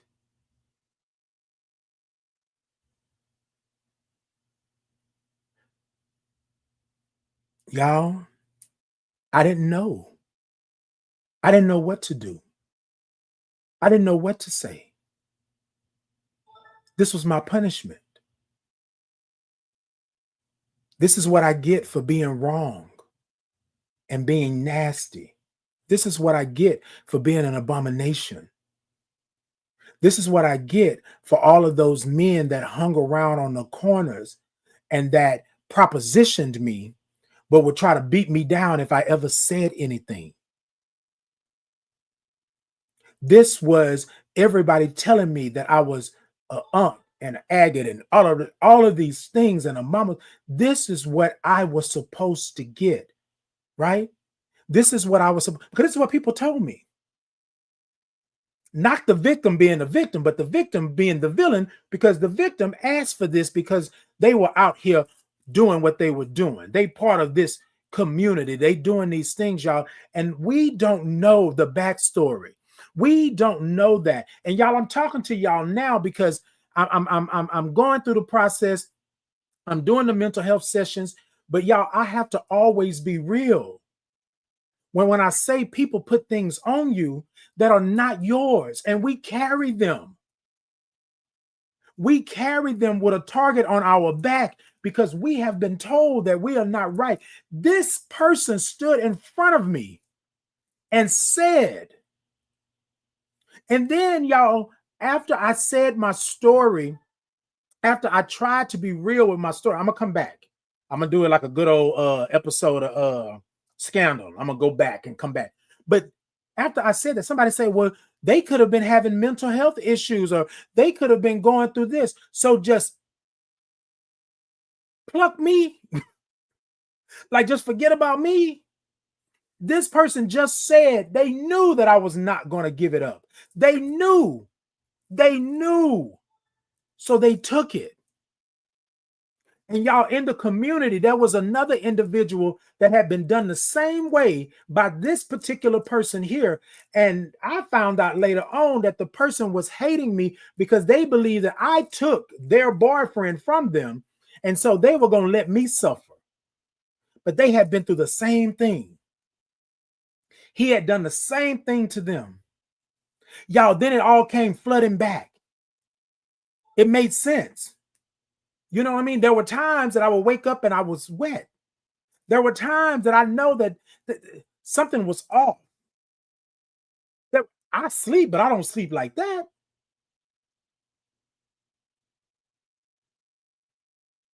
Y'all, I could not say what it was. I let everybody believe that I was out here kicking my legs up to the wind. I was out here doing what I do. I was out here being, out here taking whole baths and all this kind. I was out. I let people believe that. Why? Because I was told I am 6'1", big old grown man, and somebody got me. But y'all, I didn't understand the magnitude of the trauma that was to ensue because this happened. The wind was knocked out of me.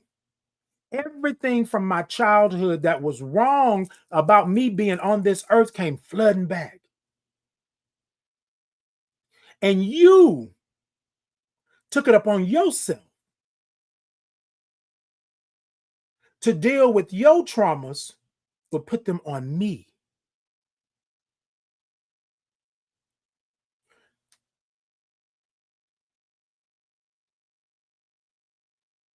I couldn't do anything. You know how you watch a movie, and on the movie you say, "Oh, I wouldn't have done that. You wouldn't have never, you wouldn't have put your hand in my face. You wouldn't have done this. You wouldn't have done that." Y'all, it happened to me, and that's all I could do. Y'all saw me looking Scooby-Doo sideways. Oh, what did you do?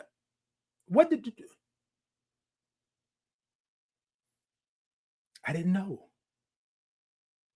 Y'all, what do I do? I rushed to him to tell him that I had done something wrong, that I was to blame. And the whole time you did it to me.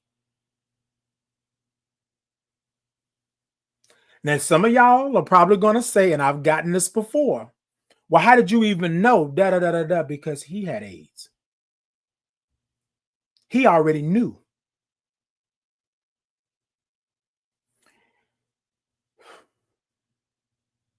I wasn't even supposed to be at the house.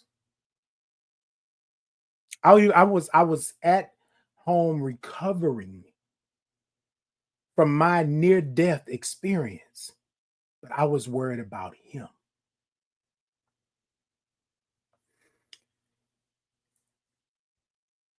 Y'all, what do you do when you believe that you deserve everything that has happened to you? What do you do? Because if God truly loved me, this wouldn't have happened. And before any of y'all jump on and say, that's not God, that's not what I'm saying. This is my story. And at that time, we're going to be real about my thought process. At that time, being slapped in the face with trauma, with hurt, with shame, with deception.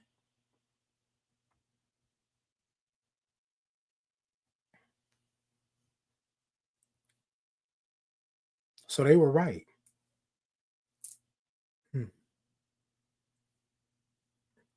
They were right.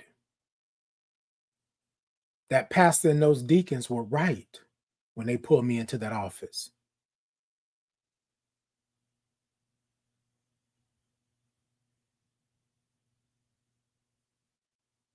Those people were right when they said something was wrong with me. Those people were right when they said, this is your punishment.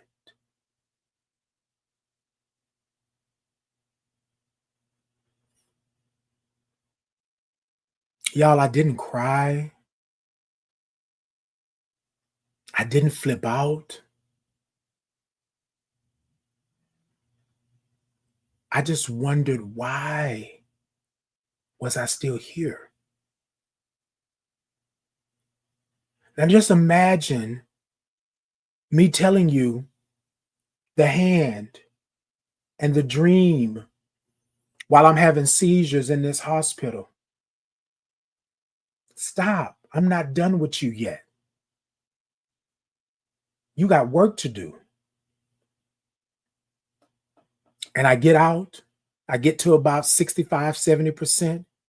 Then I'm beating feet over here because I got to protect the person that loved me, the person that saw me when nobody else saw me, the person that understood who I was in this crazy world of that I shouldn't exist in.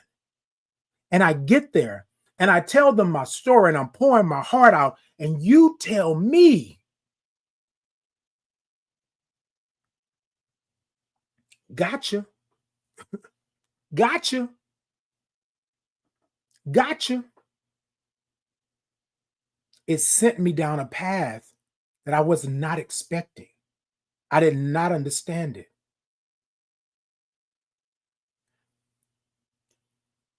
Now, I'm not going to tell you. Well, we know the story because I'm still here 19 years later. But in that moment, y'all know I always joke about rearranging furniture. I couldn't. I had so many questions that were unanswered. I had so many thoughts going through my head. I was not even healed yet from what I've been through, what I'm still going through. And then now here this comes. And now this is placed on my shoulders and in my heart and in my spirit and in my mind and in my, like, I don't, what am I here for? I leave.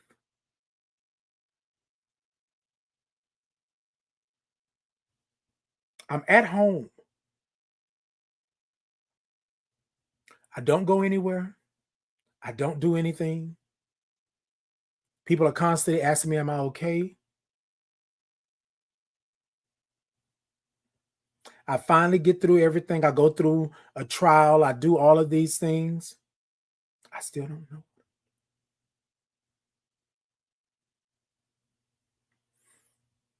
And then I get to the point, at the time I'm taking a cocktail.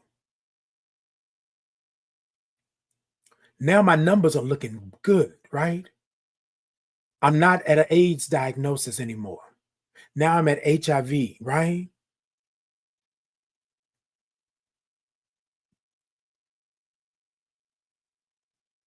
But then here comes everything else. Now I'm taking 5 pills a day. I'm going through this study, trying to figure out where I can be, what I can do. I'm trying to do things. I'm trying to be. I can't tell anybody. I'm turning down people that's trying to talk to me, shooting a shot, doing all this.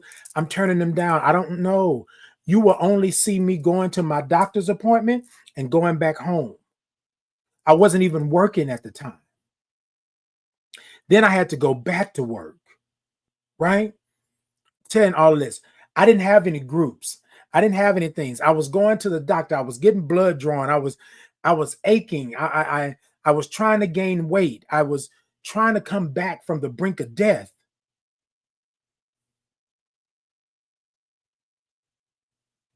So I pushed it as far back as I could. I didn't have time to really sit in what that was and how that affected me. I had to keep moving. I had to keep moving.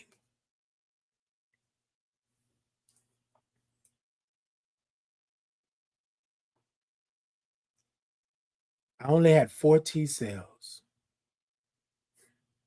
My viral load was 755,000 at one point.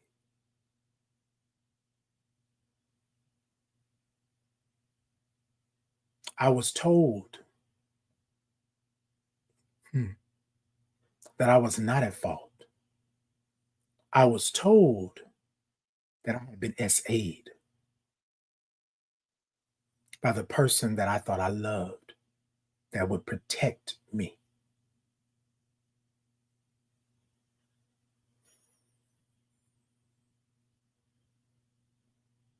I want to say this before I get out of here today.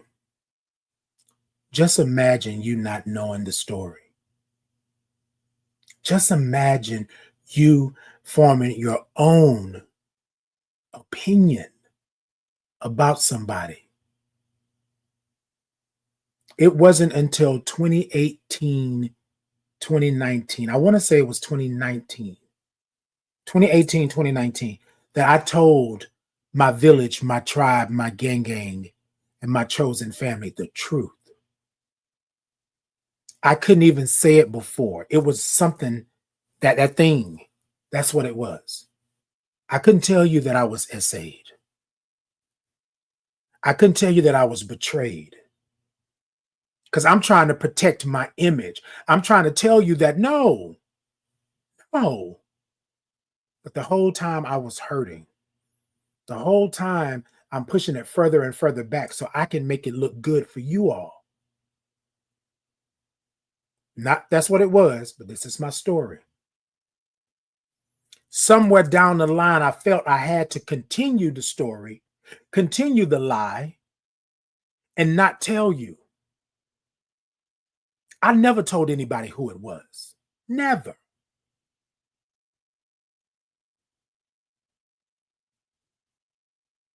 I get a call. So we ain't talked. So we hadn't talked since 2004, right? 2004. Remember, I was diagnosed 2005. But because I loved this person the way that I did, I ran to them to say, hey, you need to get checked. You need to get da-da-da-da-da, ba-da-ba-da-ba. I'm looking out for them, even though I know they weren't looking out for me. We were no longer together at this time. So y'all fast forward, 2005 happened, 2006 comes, and I get a call from his sister. And his sister says to me, Titan, they are asking for you.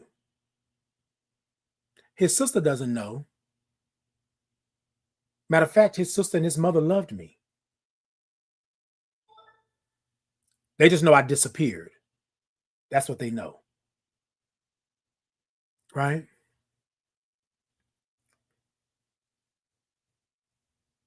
2006 happens. His sister's saying they're asking for you. Sister's saying that they've been asking for you for the last couple of weeks, but I haven't been able to get in contact with you. And I'm sitting here and I'm saying, y'all just won't give me no peace. Y'all won't give me, like, I pushed it all the way back. I'm not living this. This is not my life. This is not. But funny thing about trauma, funny thing about your past, it will pop up at the most inopportune time. And it's something that you're going to have to deal with eventually, right? But I didn't have that luxury. He was over at the hospital and the medical center. And his sister kept saying, he's bad. Like he's bad. I don't know what happened, but I know that they really loved you. And, you know, that's all they've been asking for. And I'm saying in my mind, that ninja, I don't want to, why they asking? Haven't you done enough already? Like, leave me alone. You know what I mean? And then she says these words. He don't have long to live.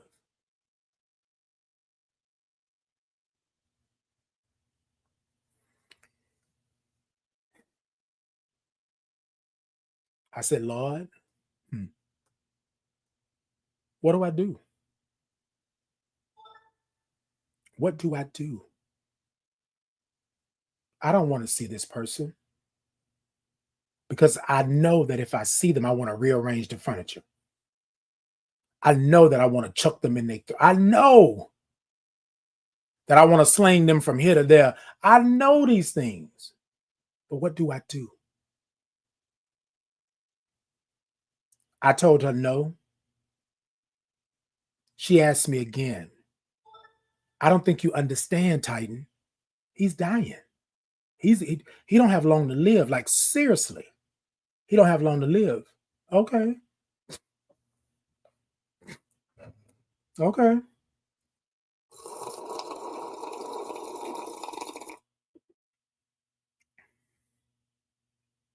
Again, she don't know.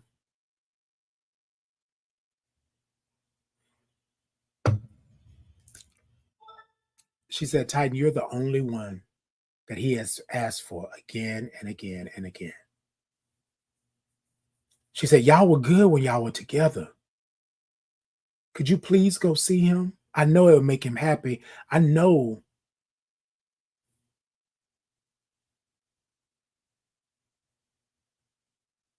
My punishment.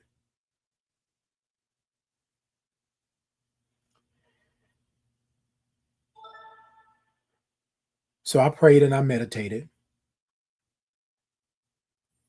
And my spirit came back with an answer.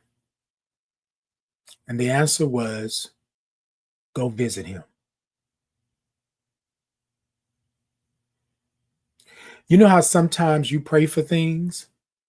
You pray for insight. You pray for understanding. And y'all, sometimes you don't want it when it comes. You do not want it when it comes. But because I trust my spirit, I rely on my spirit, I know that my spirit will not do me wrong. I was leaving work one day, and his sister called and said something about his breathing was like 30% or the oxygen or something. And I said, okay. The spirit said at that moment, Titan, go and see him. Why? Why am I going to see him? Hopefully, there's some type of restitution, some type of understanding that you can get. So, y'all, I drove over to the hospital. I parked on the street. I'll never forget this. I parked on the street and I sat in my car for I don't know how long. I sat. And y'all know back then, the cell phones, you had minutes. You had minutes. So it was only a certain time that you had enough minutes that you could really talk. And she kept calling me on my cell phone. And I kept saying, girl, you're running up my minutes. Like you're taking all my minutes. Like, stop. So she wanted to make sure that she granted her brother this one wish.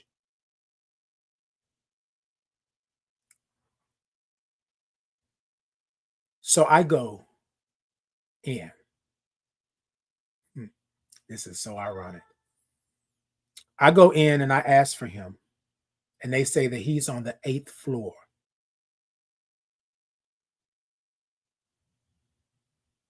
Anybody know back then, the hospital,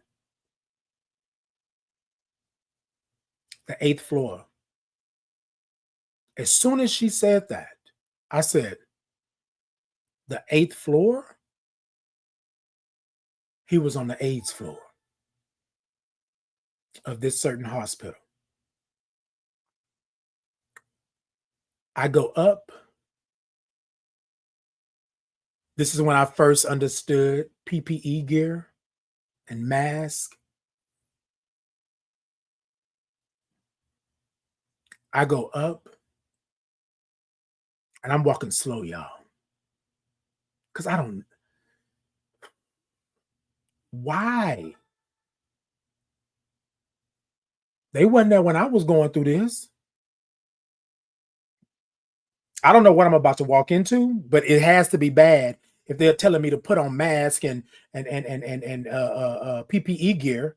Like what? I get to the door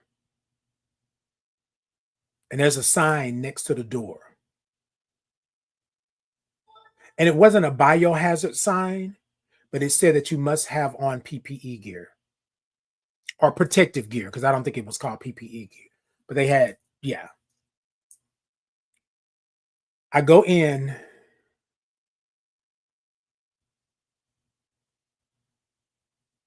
and I look at what's in that bed. And I'm saying it like this. Because part of me remember me lying in the bed like that.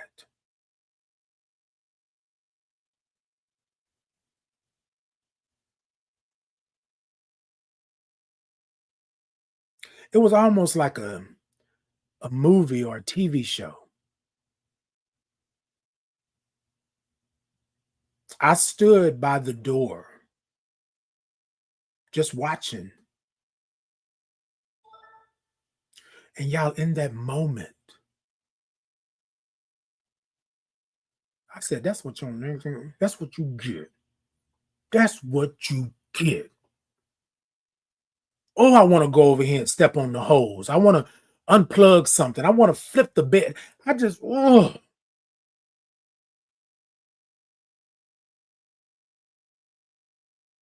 But your sister and your mama got sympathy for you. All the damage you've caused in people's lives, I wasn't the only one. Then I started questioning myself, what the hell are you doing here? Let him suffer. He did it to others. Why am I the one that got to be the good guy, the good person? Why, Lord? Why me? Let him suffer. That's what he get. He should go out of here by himself because he did this to others and he didn't care. Y'all, I'm having this mental battle, this emotional battle, this spiritual battle, standing in this room, looking at this thing on this bed. Y'all, and he was bad. Oh, he was bad off. And I'm not going to lie. Part of me was like, that's what you get. That's what you get.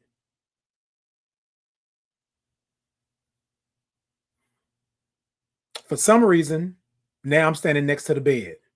I don't know why. In my mind, I'm thinking I'm going to unplug something. I'm thinking I'm accidentally knock something over.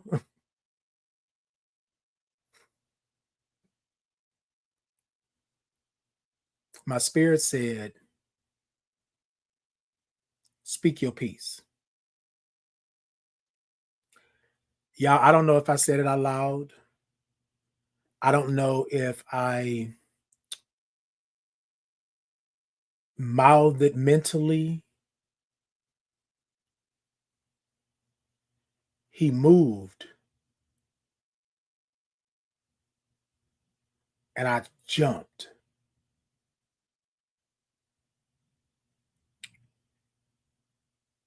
But I moved closer for some reason. It's kind of like in The Color Purple when she said, I just got to see her eyes. If I see her eyes, then I can move. You know what I mean? And I bent down to look at this shell of a person that I thought, I mean, was a cat's meow. Everybody was after them. Da da da. Like not the person that I remember. Eyes were sunken into their head. They face was drawn in. Um, you could tell that they were really frail. They were on a breathing machine. It was like all of these things happening. And y'all, in that moment, I was like, you dang on right. That's what you get. Uh-huh. But in the other moment, I was like, bless your soul. Like,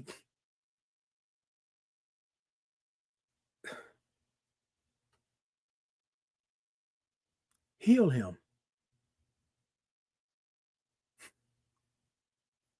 Out of everything that he had ever done to me, I asked the God that doesn't like me, that doesn't believe in me,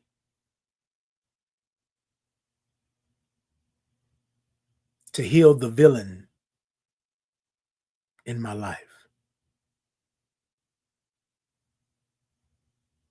to heal the criminal in my life, to heal the person that SA'd me.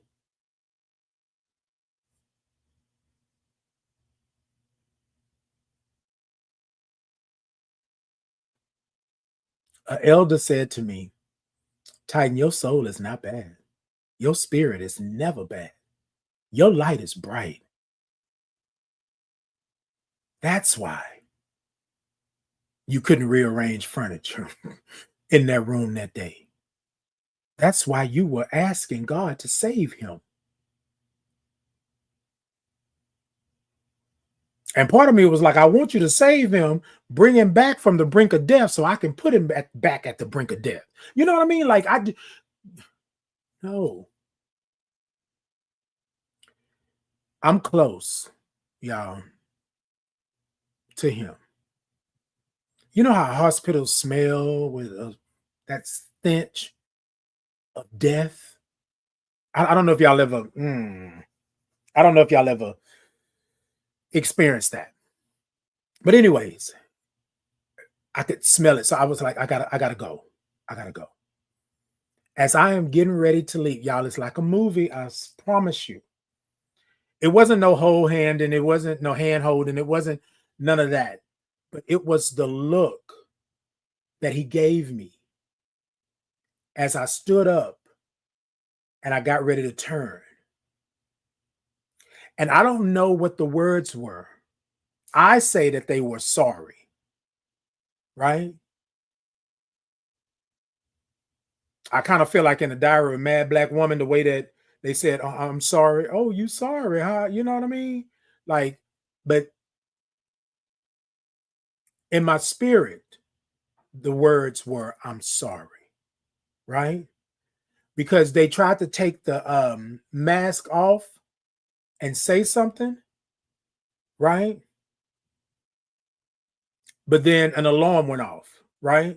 And I don't know what the alarm was, right? Because I really didn't stay long enough. I came on out of there, took off this stuff. I went by the desk to sign out. I remember doing that. And they asked me, was I okay? And I was just like, I don't know. I went outside, went to my car. I sat in my car for almost 20, 30 minutes, right?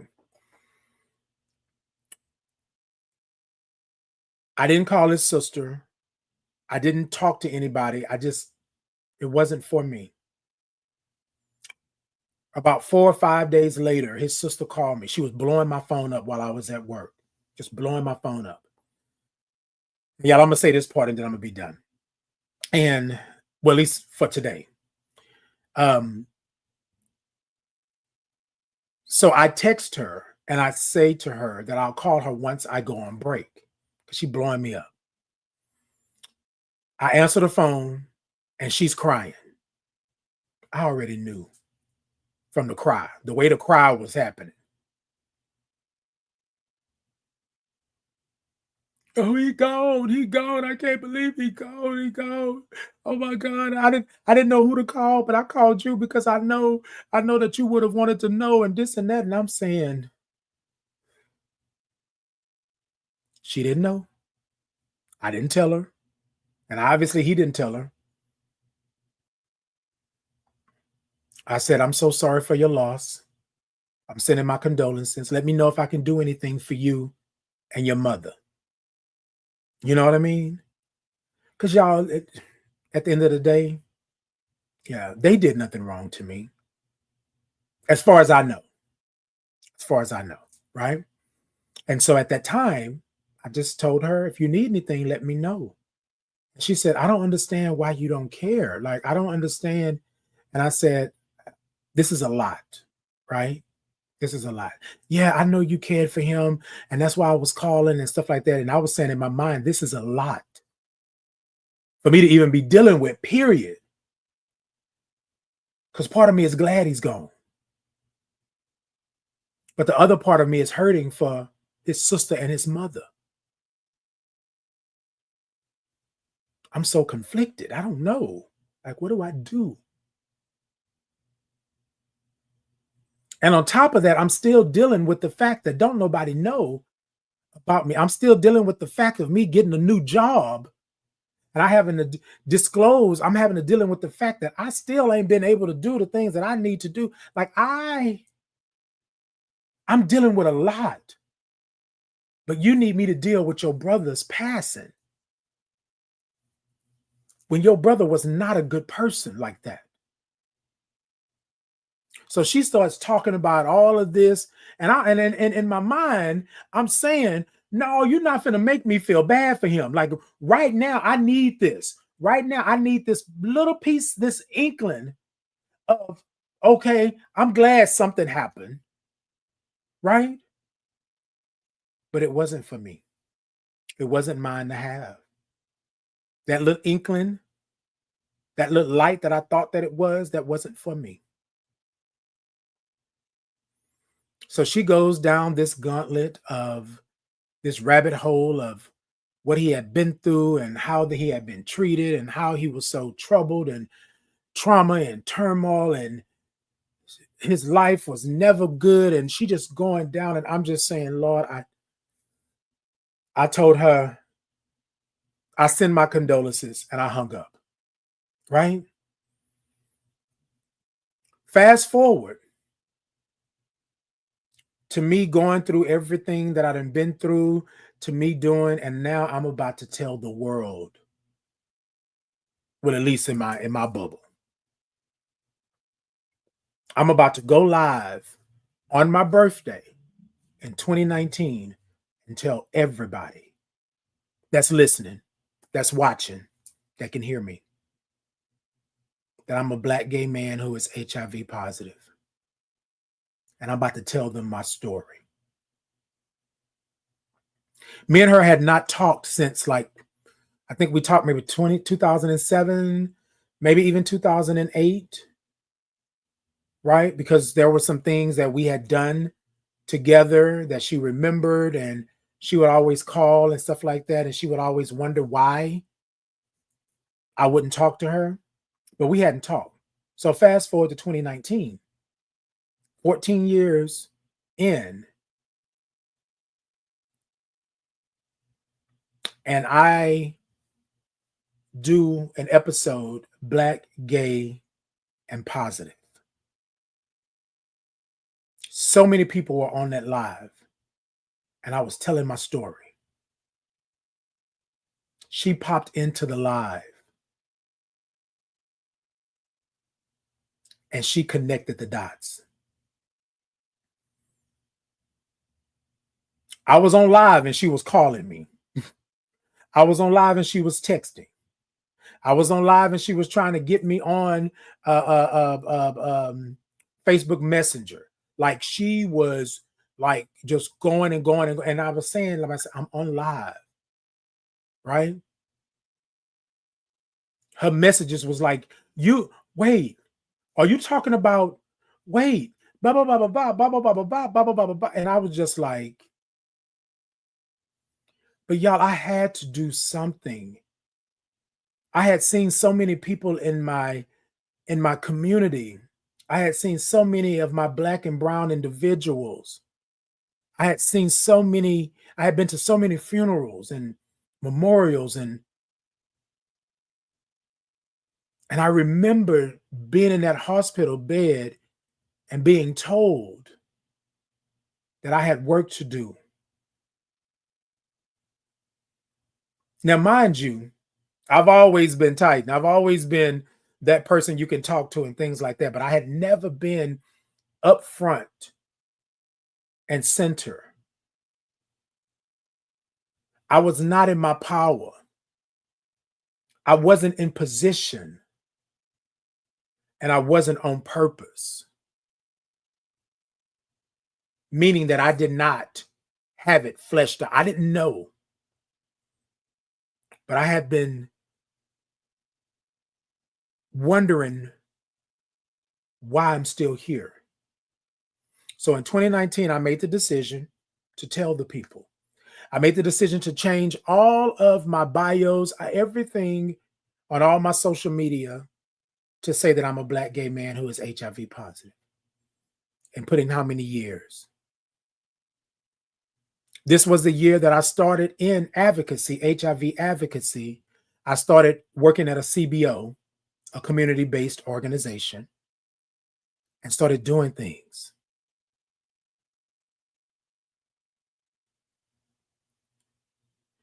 That was the year that I stopped saying that it was something and started calling it SA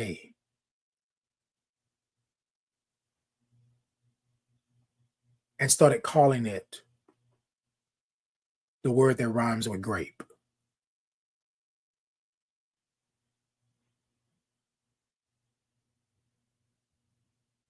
Or grape without the G.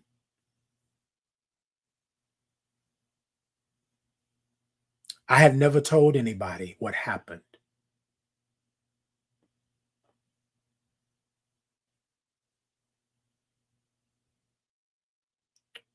However, they understood then. A lot of people was like, why didn't you tell me? Why didn't you know? And then my question was, why was you condemning me? You get it? Well, you were just quiet. You didn't say nothing. What do I say to you all that are telling me that I'm wrong, that I'm nasty, that I don't deserve? What am I? Why all of a sudden now I'm going to tell you something? Does it change the damage that you've already done? No, it doesn't. So then I didn't tell you. I'm telling you now. And that's why I'm so vocal now, because I have to understand the part that I played in this. But I have to understand where it came from. That's why when I started this story, my story from AIDS to HIV to thriving, I started with my childhood. So you all could see the progression and understand what was going on, because I didn't even know that there was a case in point.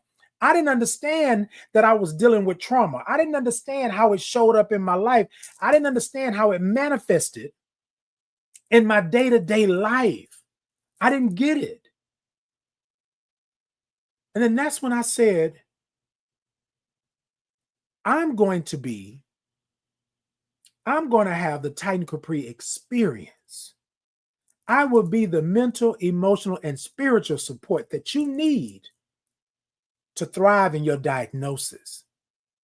Now, y'all, I don't know what the hell that was, where it came from. I know where it came from, but I didn't know what that was going to look like, but I knew I had to do something, because I knew that there were people out there like myself who was blaming themselves for the thing that happened to them. They were blaming themselves for the SA. They were blaming themselves for the grape. Take the G off,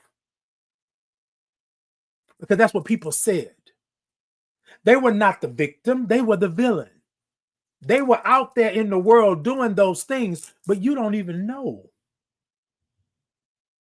And y'all, the places and spaces that I have been in where people have been talking up and down somebody all under their clothes because of what they think they know.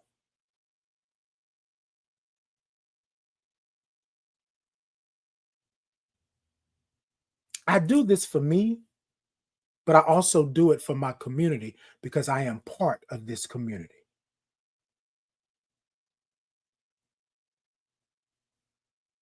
My community, my village, my tribe, my gang, and my chosen family, they have the right to know how to support me. They have the right to know where I'm at. They have the right to know my boundaries and my expectations. And they can't know that if I can't even deal with what I'm dealing with. So I had to go find myself. Before I could give you what you are asking me for, I had to figure out what the hell it was for me, how it's showing up, what's going on. And y'all, I had to understand how those things that happened to me all those years ago still play a part in my life today.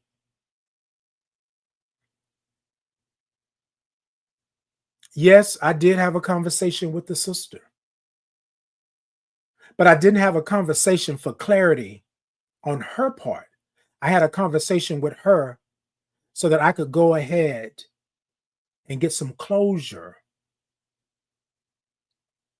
and also set the expectations and boundaries with her and her mother.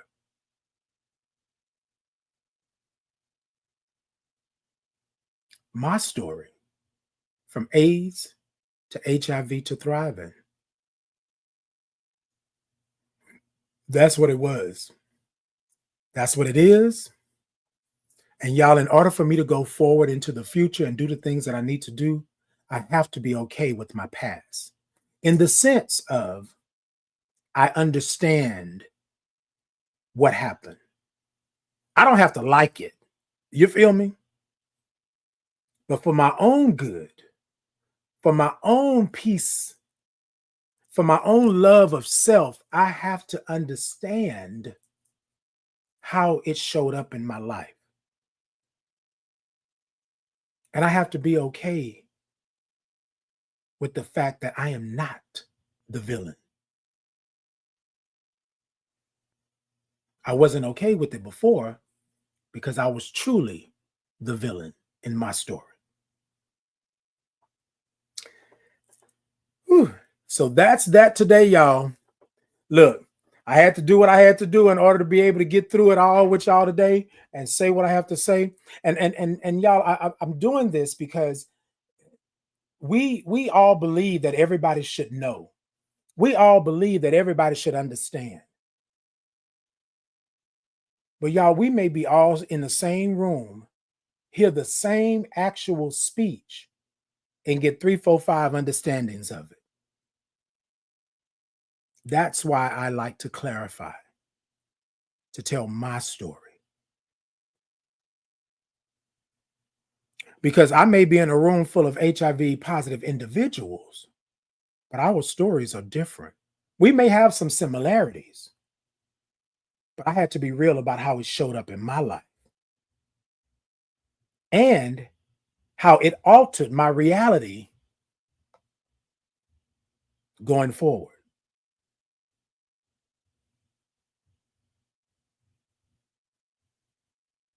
Altered my reality going forward. All right, y'all. So I got a part 3. It'll come on Thursday. It'll be after Christmas. But I want to say Merry Christmas to you all. Happy holidays. I want to say peace and blessings to you all. And thank you all for coming in and listening and hearing what I have to say. Somebody asked me why now, right? And 2025, I have some things lined up and I got some things that I want to really express, but I wanted to be able to be open and honest with you all because a lot of times people will ask me, well, Titan, well, you said this, but what is this? Or you said that, but what is that? And I don't know. I don't know. So what? So if I don't know, I don't know. You know what I mean? But no, but I do know where I'm at. I know who I am. And I know what I want to do, right? I know what my legacy is or should be. And I want to make sure that I'm open and honest with myself, but I'm also open and honest with the universe, with my community, with my ecosystem that I'm a part of. And here's my thing. I believe that I can do anything else but be me. But I want you to understand what my legacy is in this ecosystem. I want you, and I'm talking to my spirit, to my light, to be available for somebody else. All those years ago, God told me, stop.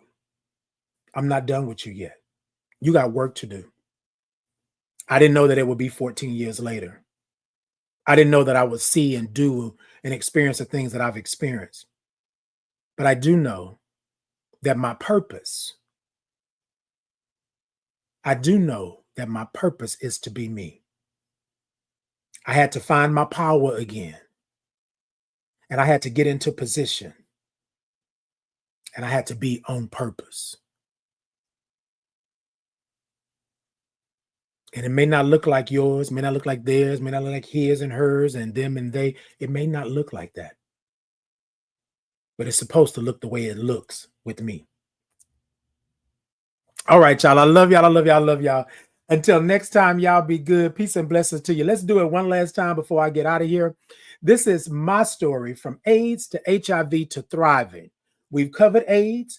We're on to HIV, right? And then the third part is going to be thriving, which I'm going to bring all the AIDS and HIV into it, into this thriving piece. But y'all, I want to thank y'all for allowing me to tell my story to you all in this manner, and for you all to be understanding of what it is and what it takes. There are people out in this world right now that are suffering being HIV positive, that are suffering being a part of the LGBTQIA plus community, that are suffering that they can't walk outside their doors and be who they feel God made them to be. And I believe, y'all, I believe, right, that I was put on this earth to lend a hand with that, the only way that I know how, right? That's what I believe. And that's me being me being on purpose, and me doing these things. I love you too, sweetie girl. Sweetie girl said, we love you. Onyx said, love you, bro, for free and forever. And the same here with you, sis. Yes, indeed. Love you, free and forever. Forever. Yes. I love you. Love. Okay, anyways.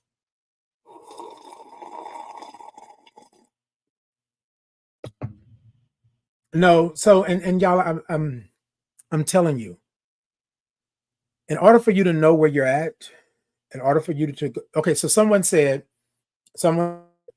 that you are doing therapy. Yes, I'm doing therapy. And I call them mental health sessions, but yeah, therapy. And it's up to you, right? Something that comes from my therapy and that I hear all the time from my therapy in a spiritual sense is show yourself some grace.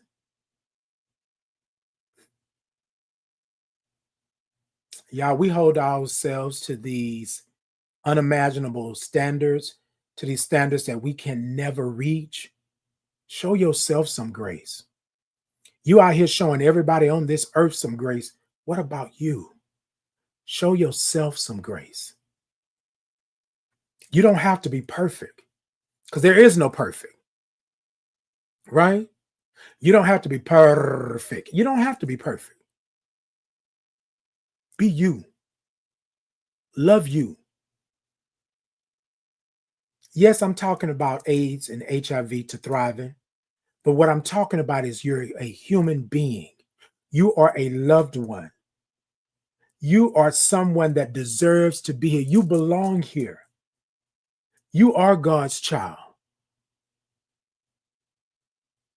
But y'all, we got to understand where we are and be okay with who we are and what we are. How did I get here? That's my story. It's my narrative. And it's real. Good, bad, ugly, indifferent. It's mine. So that's the reason why I wanted to come to you all today. I got one more, so it'll be an after Christmas thing, right? I was trying to hold it until New Year's, but y'all look like y'all telling me you need the next part. Yes, indeed. I love y'all. I love y'all. Yes, indeed. No, I don't have any ill feelings toward the sister or the mother. I still speak to them from time to time. Right. And y'all, it's a real thing that a mother and a sister may not see what he was in that sense. Do I think he was a bad person from his core? No, I don't. But let's not negate the fact that he did bad things. So I don't want to hurt them. But here's the thing, y'all. I cannot not hurt them without hurting myself. You understand what I'm saying? So me not wanting to hurt him was hurting me. Me not wanting to tell them the truth and hold this back was hurting me. So I had to be honest with that. And that's why she came onto the live and she was like, what the, who the, or she was flipping out. All those years, I never said anything to her. And truthfully and honestly, I wasn't ready to say anything to her. I had to get myself right. Now that I got myself right, baby, I be popping. What? Oh no, it was ugly, it was nasty, it was up and down, sideways. But y'all, it took some time. It took some time. I had to love myself all over again. I had to take myself out of the jail I had put myself in. Clank, clank.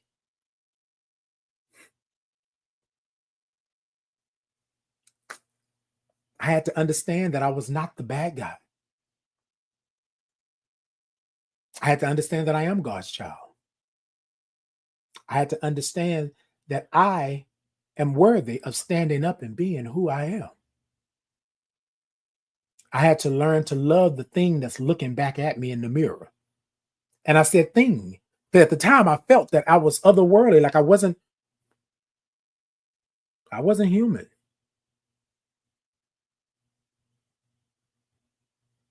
Y'all with me?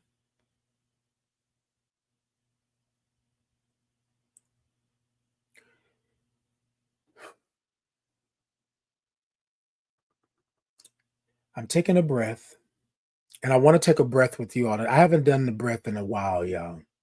And I want to do that before we leave out of here today. I want y'all to breathe with me, right? And please, if you have any questions, thoughts, or concerns, hit my inbox. If you have my number, call me, text me. I don't think you should have to go through any of this alone. If you are wanting this, if you need this, then contact me. There are people out in our community, and I'm talking to everybody all the way around, wherever you're from. There are people out there that are willing to help, right? They may be going through the process, doing the work, but they are willing to help. We don't want you to be by yourself. We don't want you to think that you don't deserve to be on this earth. Because y'all know what? I love you right where you're at in this moment, flaws and all. So let's do the breath. But I'm going to sip first before we do the breath, y'all, because I need to sip. Because, yeah, I'm not going to lie to you. Sometimes when you're talking about these stories, you have to be able to take a breath and you got to be able to woo-saw. You understand what I'm saying? So I'm not going to tell you that I'm beyond human, that I don't have to do that. Y'all saw I just took a breath, but we're going to take a breath, like be intentional about it. But I'm going to take a sip out of my Tighten in the Morning mug. Now, look, y'all over there on TikTok, y'all go to my TikTok shop and get y'all a Tighten in the Morning mug. There are t-shirts over there. There are candles over there. There are socks over there. Go on over there. I did that. Look, y'all, this is what I want you to do. TikTok, tippity tap, tap the middle of that screen. We about to get out of here. Can I get 10K over here? I have the snowflake goal today. Can I get some snowflakes before I get out of here? YouTube, Facebook, Insta, Podbean, X, right? What I want you to do is I want you to go ahead and show me some thumbs up, show me some hearts, show me some love, like, follow, share. I see y'all have been going over to my YouTube. Y'all can go over to my YouTube and see videos of me, see old videos of me performing. I started out Titan Capri performing back in 1998. I'm a little older, watch your mouths. And there are videos on there. There are past Titan in the Mornings on there. You can go and just check me out, subscribe. Yes, I am trying to get that on, like get it up and going. But if you need me, right? If you need me, call me. No, but it's Titan Capri on all social media. If you type it in, if you search it, if you go to the interweb, if you go to the internet, if you go to wherever and type in Titan Capri, you should be able to get me. I appreciate. I'm the one and only. Now, there's a lot of Titans out there, but I'm the only one and only Titan Capri, as far as I know. Now, y'all see somebody out there doing the do and doing that? And then y'all go back D Holly just said something.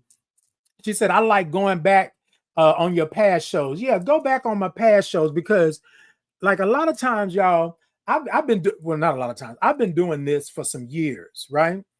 And so, in growing and doing things, sometimes people think, oh, well, you're talking about this now. No, I was talking about this back then. The only difference is my transparency on who I am. Same message, but my transparency on who I am is what the difference is now, right? The message ain't changed. It's just me identifying and telling you who I am. Me telling you that I'm a Black gay man who is HIV positive, okay? Celebrating 19 years. Me telling you that my pronoun, him, his, he, him, his. Yeah. Okay, I try. So yes, indeed. Onyx said, you hit 10K likes on this live. Yes, indeed. Yes. Yes, indeed. Look, now I'm going to ask this one last time over here on TikTok. Y'all send me some gifts. I don't care if it's not my goal or the snowflake, but send me some gifts, y'all. Make the love. I got the hug earlier. I got some roses and stuff. Send me a gift if you like me. If you like me. All right. Yes, indeed. I love it. I love it. Thank you for the hearts. Thank you for the thumbs up. I appreciate y'all. Thank y'all for sharing the live. And I really appreciate it, right? My story from AIDS to HIV to thriving. I appreciate you. Let's sip, y'all, and then we're going to do this breath and we're going to get out of here because it's after 10. Y'all got me on here today. Y'all ready? I'm going to sprinkle one more time. Sprinkle. You know what? Somebody said earlier, sugar? Yes. Look, sugar? Yes. Okay. Sugar? Yes. Anyway, come on. Let's sprinkle it in. Chatty said, for y'all to share Titans videos, past and present. Thank you so much, Chatty. Yes, indeed. Y'all share them. Y'all hit that algorithm with them older videos and come through. And then I got a couple of videos on YouTube of me performing. Y'all go check them out. I was a little bad thing back in the day. I could shake a shimmy and do a little two-step. You feel me? D. Holly said, sprinkle, sprinkle. That's what I'm talking about. Sprinkle, sprinkle. Come on, y'all. Let's go to get this real quick. Get this breath in so I can get out of here. Right. But it's Christmas Eve, y'all. Merry Christmas. So I'm spending a long time on this live this morning because y'all see it. Y'all see it. My people be telling me all the time when I'm on a live, they be saying, Titan, you don't want to get off. Because you be like, I'm going to get off, but then you start talking. I'm going to get off, and then you play something. I'm going to get off. You know, that's what we do. Okay.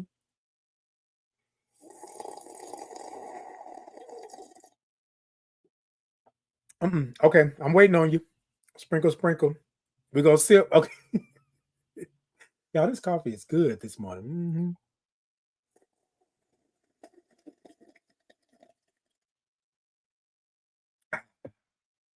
Oh, that's good. That's good. D. Holly said, I love the Luther video you did as well. Yes, you know, I used to love some Luther. Sweetie girl said, thank you. I'm sipping. Come on and sip. Okay.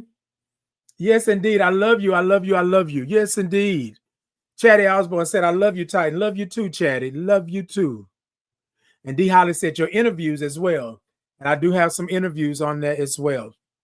So y'all, look, so this is what I like to do. I believe that breath is life and life is breath, right?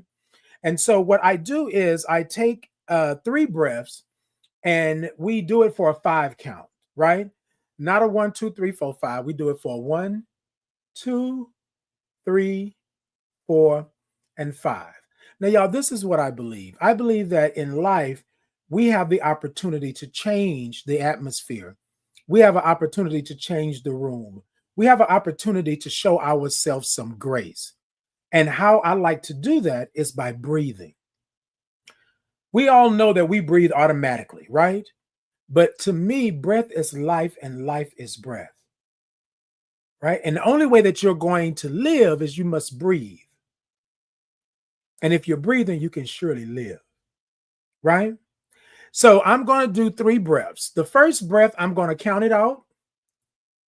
And you can see my hands move, so you'll know the pace, right? The second breath, I'm not going to count it out, but I will still move my hands so you'll know the pace, right? If you're looking. And on the third breath, what we believe here at Titan in the Morning is that you draw it in and you blow it out. And when you blow it out, you blow it to the furthest reaches of the universe or to the deepest part of the ocean. That way it can't come back around to you really quickly, right? But on that third breath, you make some noise. That's what you do. And y'all, we believe here at Titan in the Morning, when you make noise, that's letting the universe know that you're in control. I got this. I got this. I've acknowledged it.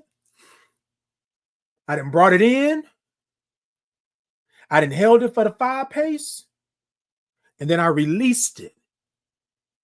And I make some noise. Oh, and I make some noise. That's on the third breath. But that's me letting the universe know I got that.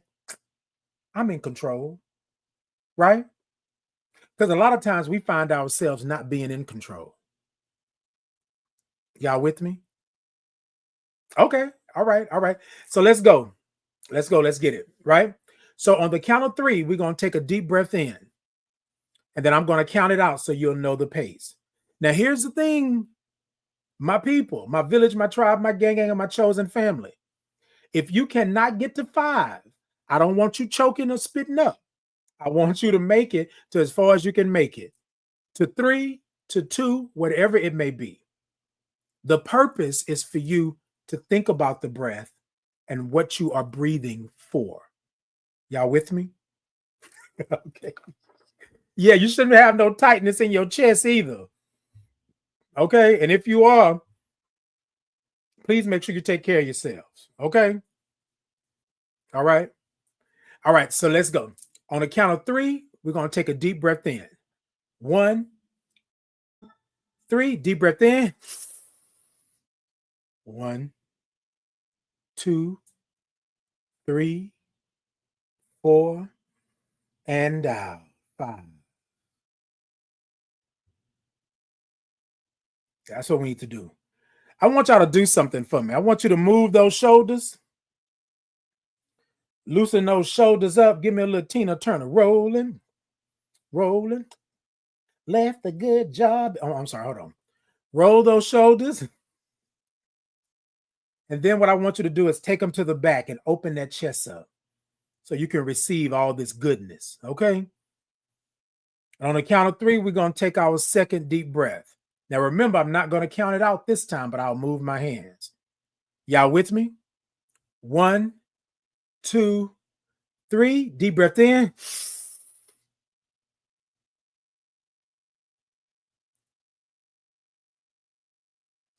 And out.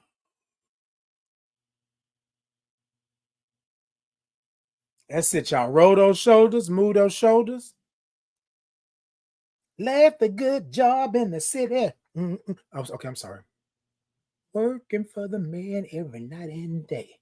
But I never lost 1 minute of sleep and worry what the things might have been. Big wheel keep on turning. Oh, okay, I'm sorry. Hold on. Hold on, y'all. Hold on. Whew. All right, y'all. So on this third breath, what I want you to do is think about that thing. Think about the thing in your life, right? Good, bad, or indifferent. Think about that thing that you didn't get a chance to take care of yesterday, but you want to take care of it today. Think about that thing that just keep popping up and you want to go ahead and give it some clarity and give it some space and you want to show yourself some grace. Think about that thing and we're going to take it in. And then when we blow it out, we're going to blow it to the furthest reaches of the universe, to the deepest part of the ocean. That way we got time to deal with that issue, that problem, that concern. Y'all with me? We good? All right. And when you release it this time, I want you to make some noise. We telling the universe that we got it. We telling the universe. Y'all ready? On the count of 3, deep breath in. 1, 2, 3, deep breath in.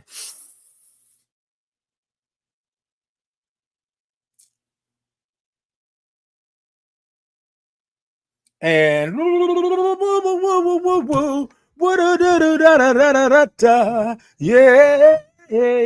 yeah. Ooh, woo, woo, woo, woo. y'all know when it's good, you gotta say, yeah. Look, y'all, what I believe, breath is life and life is breath. And I believe that if you do this, it doesn't matter how many times you do it a day, but y'all take a minute, right? Take a minute and pause and breathe, because breath is life and life is breath. You need to breathe. You breathe automatically already, but I'm talking about how deep do you breathe? How deep is your love? No, but how deep is your breath? How deep do you breathe? Breathe and show yourself some grace. And show yourself some grace. All right, y'all. It has been Titan in the Morning. I am here. Hey, yes. Look, I'm feeling good today, y'all. It's Christmas Eve. Merry Christmas, baby. You should do treat me right. Santa came down the chimney. 3:30, y'all. Bum, bum, bum, bum. Okay, I'm sorry. Anyway, look. I'm just saying. So here's the thing, y'all. We're going to get out of here this morning. And because it has been such a good morning, it's Christmas Eve. Christmas is tomorrow. Happy holidays to you all. And y'all be blessed. Let's go ahead and get it. Should I sip first? Because y'all know what's coming. Hold on.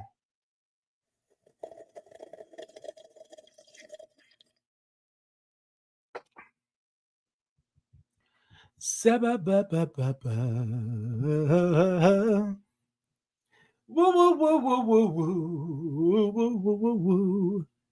Y'all, I feel like it's time for a little Titans groove. Hold on. Wait a minute. Hold on. Wait a minute. Hold on. We got to do it right. It's Christmas Eve. Hold up. Wait a minute.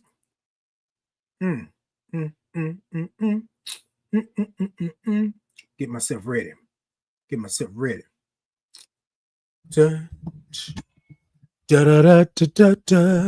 It's Christmas Eve, y'all.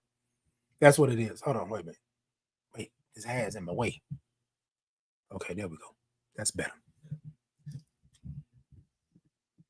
Y'all say what? Y'all like the glasses? Mm-hmm.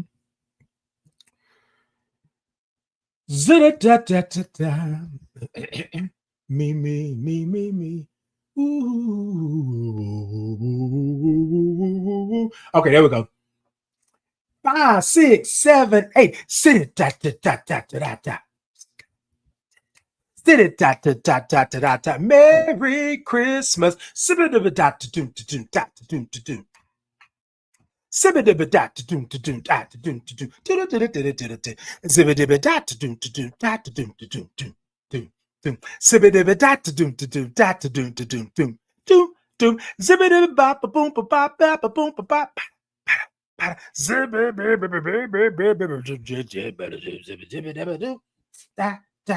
Merry Christmas. Merry Christmas. Merry Christmas and happy holidays. Merry Christmas. Thank y'all. Merry Christmas. Yes. Merry Christmas and happy holidays. Okay,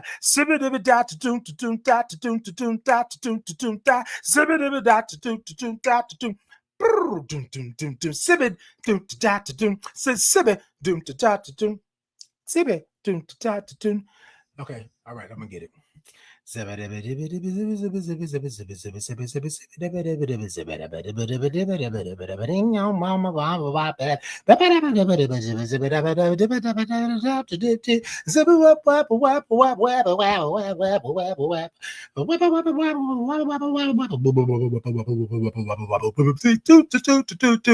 Merry Christmas, baby. You sure do treat me nice. Look, y'all, it's been good. It's been great. Happy Merry Christmas. All that good stuff to y'all. Y'all be good. Y'all make sure that y'all go on and get y'all a Christmas present over there at the Titan Capri Experience at the TikTok shop. Y'all go on over there and check it out. Y'all get y'all a Christmas present. Now, look, for those of you all who are over here doing what you do, let me tell you what I got. Yes. Hold on. I'm gonna give y'all the link too. Hold up, wait a minute. Let me put some boom in it. Boom, boom, boom, boom, boom, boom, boom, boom, boom, boom, boom, boom, boom, boom, boom, boom. Let me put some boom in it. Hold on. Hold on. Hold on. Okay, we good. Hold on, y'all. Hold on. Yes, I'm gonna put it in. I got y'all.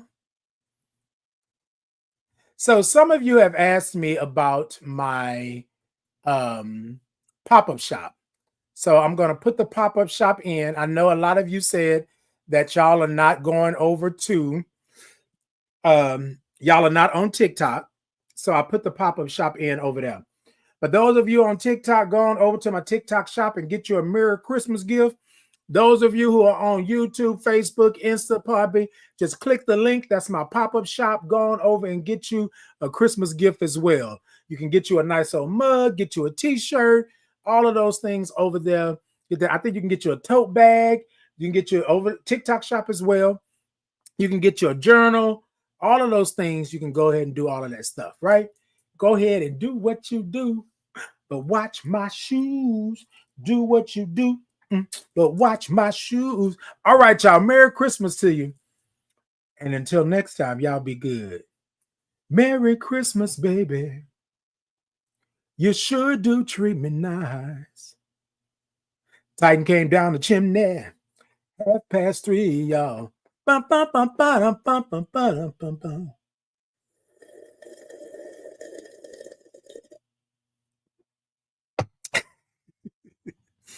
Y'all always get me to do the wrong thing. Let me get out.